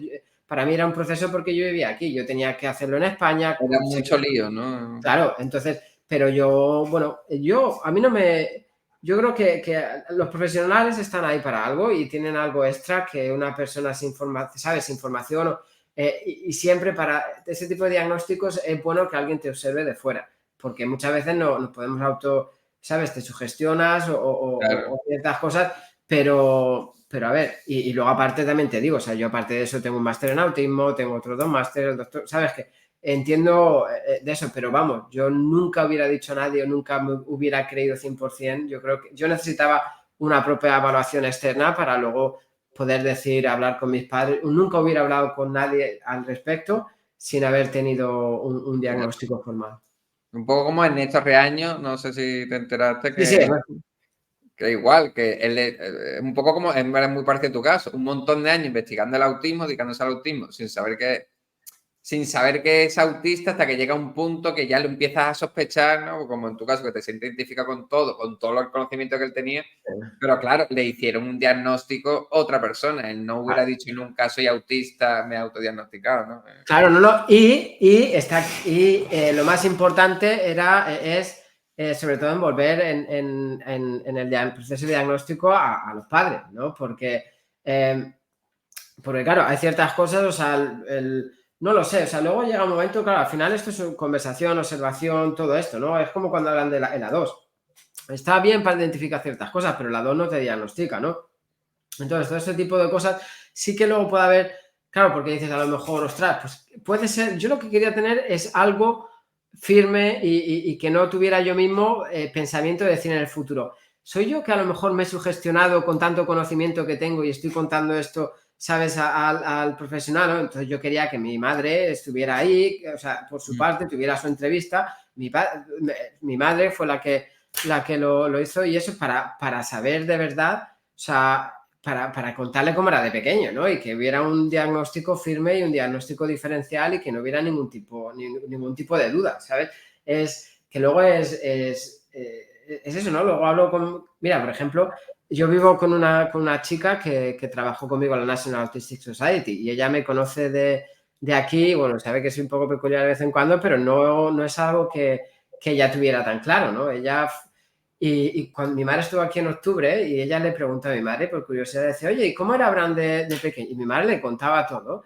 Y luego ella me cogía y me decía, Abraham, es que eras un autista de libro. Es decir, yo no sé cómo nadie se dio cuenta, porque, claro, ella le cogía a mi madre y a solas le contaba, ¿sabes? Le preguntó, y hacía esto y alguna cosa también delante mía. Entonces, cuando mi madre le contó a ella, como yo era de pequeño, pues esta chica, que ella además trabajaba en el departamento psicológico del colegio, ella se lo dijo a mi madre y a mí. Me dice, es que eres una autista de libro. O sea, es que yo veo eso y yo, claro, yo le dije, a ver, yo veo un chico como yo de pequeño y lo digo, lo pienso a la primera, que es autista. O sea, aconsejo a los padres que le lleven a un profesional. Claro, pero ahí está tú una clave que es, al final, te hace falta el diagnóstico oficial, digamos, sobre todo para ti por el síndrome del impostor, porque si es con diagnóstico oficial y tienes síndrome del impostor, pues tú imagínate si no tienes diagnóstico. Que es que hay personas, por ejemplo, a mí es verdad que me duró poco el síndrome del impostor, porque al final la ventaja de tener el canal, al verme obligado a tener que estar investigando a diario para poder hacer los vídeos, pues conforme más investigas, lo que hablamos al principio, pues más te identifica y más dices, es que, como dice tu autista de Rayman Super Saiyan de manual. Claro. Claro, si tú, digamos, no estás tan metido en el mundillo, ¿no? Si, vale, soy autista y luego te desconectas, pues es inevitable que al cabo de los meses o al tiempo, tú empieces como a dudar ya la lejanía y dices, bueno, yo decía que yo era autista, pero ¿cómo va a ser si esto...? ¿Entiendes? Entonces, al final es un poco, yo siempre le digo a la gente, el autodiagnóstico, ¿no? O autodiagnóstico tampoco me gusta llamarlo así, pero ese autorreconocimiento tiene que ser una fase, digamos, para llegar a la fase final, ¿no? Claro, y a lo mejor eso te ayuda luego con la época de duelo, ¿no? No es lo mismo alguien que no sepa ni se lo imagine y de repente vaya al médico y le digan eres autista, que ahí te tienes que poner a investigar y descubrir tu condición, ¿no? Ahí no sabes cómo te lo vas a tomar. Si tú ya, como tú dices, te has autodiagnosticado, que tampoco me gusta hablarlo así, bueno, ya has hecho investigación, ya sabes lo que es, ya sabes qué conexiones hay, pero necesitas ir a un especialista y un especialista que lo haga en condiciones. O sea, el diagnóstico de autismo no pasa en una hora. O sea, no es vas a un día a consulta y te dice, no, tienes gripe, no, tienes autismo, eres autista. No, o sea, lleva un tiempo y yo ya te digo, o sea, en mi caso, que estoy preparado para, pues eso, estudiar mucho el autismo, además pues a nivel ahora mismo al nivel más alto que existe académicamente, ¿no? Que es a nivel de doctorado. Pero aún así yo no hubiera considerado 100% autista si yo no tengo un buen diagnóstico diferencial por parte de un profesional. Yo también pienso en qué hubiera pasado en mi caso si no tengo acceso al diagnóstico o no hubiera podido tenerlo. O sea, en plan, ¿cómo me hubiera quedado? Es decir, porque yo al final con el canal inevitablemente me hubiera empezado a identificar con los rasgos y hubiéramos llegado a esa conclusión de que era autista, ¿no? Al cabo del tiempo. Pero claro, y si voy, por ejemplo, al típico de la seguridad social y te deniegan el diagnóstico del tirón porque ni siquiera te prestan atención. Sí. ¿Ahora qué hago? Y me voy identificando más con los rasgos, ¿no? Ya, es un poco... Ahora, bueno, es importante, sí, claro que es importante. Ahora, si tú te consideras autista y no tienes el diagnóstico y escuchas a una persona autista que habla de una dificultad sensorial y de cómo lidiar con esa dificultad sensorial, pues tú, aunque no seas autista, puedes tener una dificultad sensorial con ciertas cosas. Bueno, pues te estamos dando estrategia de cómo lidiar con ellas, ¿no? O sea, el diagnóstico es importante, yo creo que muchas veces, sobre todo para conocerse uno mismo, ¿no? Para conocerse y para sanar metafóricamente, ¿no? pensar, ¿no? Y perdonarte a ti mismo cosas que a lo mejor, pues situaciones que has hecho que no te explicas tú mismo, o situaciones, o entender mismamente tú cómo, por qué ha pasado ciertas cosas. Para eso es muy importante el diagnóstico, ¿no? Pero bueno, pero Claro, depende un poco eso del contexto. En mi caso, por ejemplo, yo recuerdo lo último ya, las últimas semanas de eso que como que ya se acaba el proceso y tienes que esperar a que te llamen, ¿no? Para dártelo porque lo tienen que terminar, discutir con otro profesional, no sé qué. Y esas 2 semanas me hicieron largas porque yo estaba, lo quiero ya urgente porque necesito ya saberlo porque me voy a morir, porque en mi caso era para sanar, era vital saberlo. En el momento que ya lo empecé a sospechar, o sea, lo tenía que saber sí, o si no era autista, ¿qué carajo pasaba, no? sí. Porque a lo mejor te dicen, no eres autista, pero tiene... A mí me costó mucho esperar también y mira que incluso lo estaba seguro, pero me costó mucho esperar al diagnóstico también. Además que me pasó una cosa porque odio los cambios. Mira, a mí es una cosa que me afecta un montón. Odio los cambios. O sea, hay ciertos cambios que me siento... Y justo esto tuve que esperar 2 semanas y justo cuando iba a tener la consulta me llamaron que, bueno, que la doctora no podía ese día y tuve que esperar una semana más. Y yo ya llevaba 2 semanas esperando y fue como, no, qué mal, qué mal, qué mal, qué mal. Me puse Y ahí mal. con más síndrome del impostor, no te dices, no, ya ahora me van a decir que no soy autista. Sí, ahora qué pasa, ahora qué pasa. Sí, pero bueno, la verdad es que, bueno, pues está bien saberlo, o sea, está bien y además yo luego entiendo que hay mucha gente, es lo que dice, o sea, vas al médico en España también en muchos sitios y te anda, que no le pasa nada, anda, que entonces al final entiendo que hay mucha falta de recursos, a gente que no tenga la posibilidad monetaria, ¿no? También para hacerlo, o un buen Otra, profesional que tenga acceso pues a él, ¿no? Pues todo eso, bueno, es importante, si alguien ve que tiene esos rasgos, bueno, pues que se siga informando y todo eso y intente en un futuro. Pero para mí sí que es importante que te diagnostique un profesional. pero sobre todo porque el diagnóstico diferencial, digamos, no te lo puedes hacer tú mismo. Tú no te Claro, puedes descartar otras condiciones porque tú tampoco, o sea, claro, y aunque tampoco tú sabes. seas psiquiatra ni nada, tú es que no te puedes a Claro, ti mismo, ¿no? claro. Sí, yo lo que les puedo decir es que de repente yo también, asumiendo que soy neurotípico, ¿no? Porque como dicen luego, el rasgo hereditario puede estar o no aquí, no lo sé. En Pero 2 meses vemos la exclusiva de Oscar es autista. podría ser, ¿no? O sea, vamos asumiéndolo, vamos, bajo el principio científico de que se tiene que partir de afirmaciones, ¿no? Y no podemos afirmar si soy autista, pero podemos afirmar que soy neurotípico por el momento. Yo lo que les puedo decir es que de repente sí, por ejemplo, estas cuestiones sociales, sobre todo, me llaman mucho la atención porque yo desde mi punto de vista todos las hacemos, ¿no? O sea, esto de las amistades que los amigos no son, o sea, estos como niveles de amistad, por decirlo de alguna forma, no los amigos del trabajo, los amigos de verdad, los amigos de la fiesta, o sea, a mí eso me parece muy normal, o sea, no, o sea, yo ahí no, yo ahí, en ese punto en particular, yo no vería una diferencia, ¿no? El masking visto como esta interacción de yo cómo me comporto en el trabajo versus cómo me comporto en mi casa versus cómo me comporto con mis padres, o sea, viéndolo desde esa diferencia, perdón, o sea, yo ahí no veo grandes diferencias entre lo que yo he podido ver con Abraham o lo que hemos conversado ahora, con lo que pues hago yo, ¿no? En la vida cotidiana.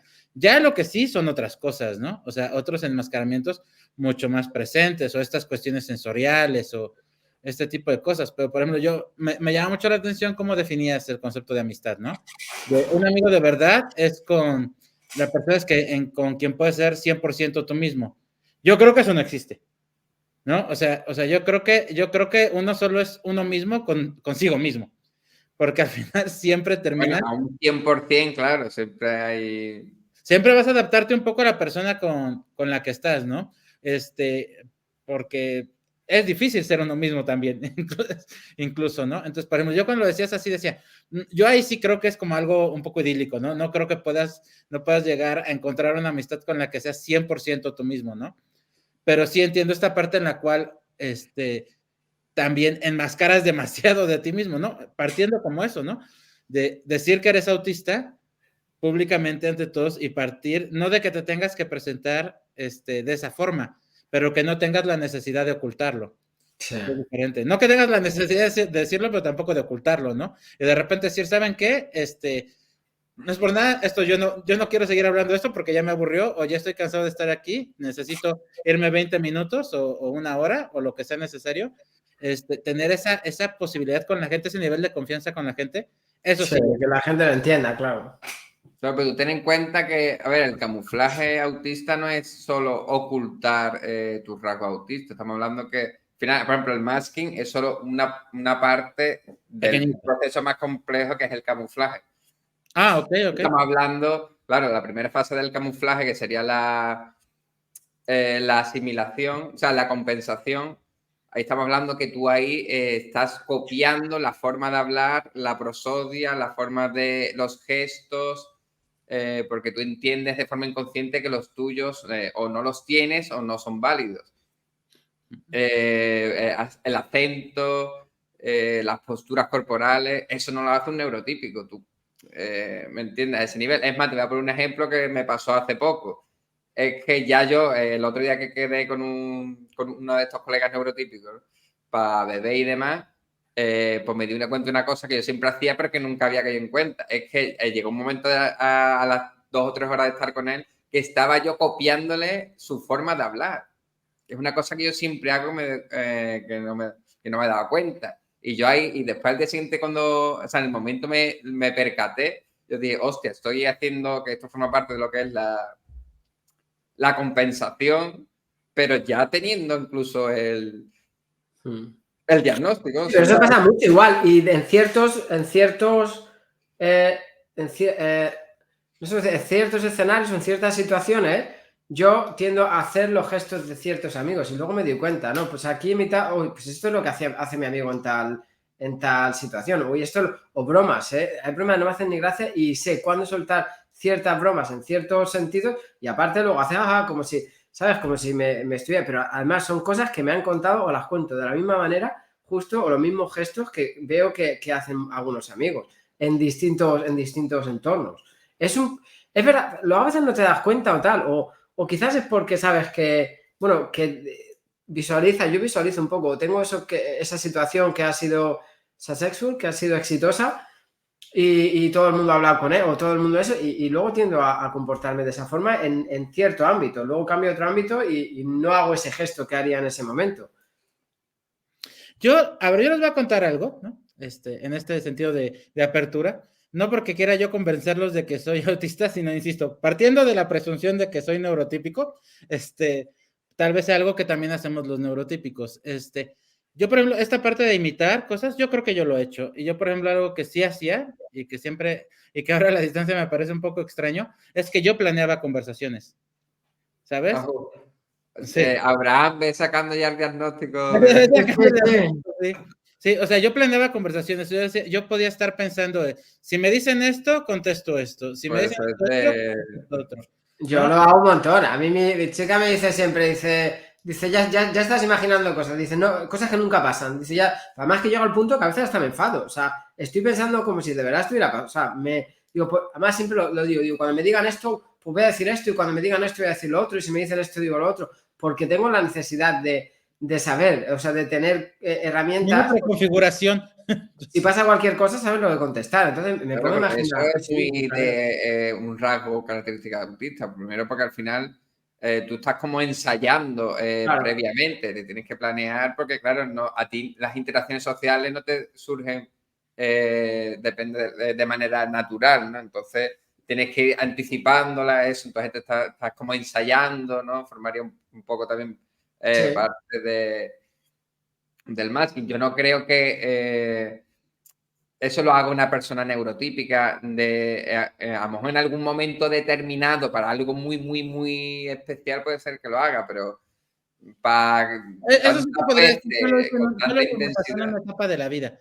Perdón, eso sí te lo podría decir, eso solo me pasó en una etapa de la vida. O sea, yo no lo sigo haciendo. O sea, ahorita a mis 40 años no lo sigo, pero sí que lo hice en la adolescencia.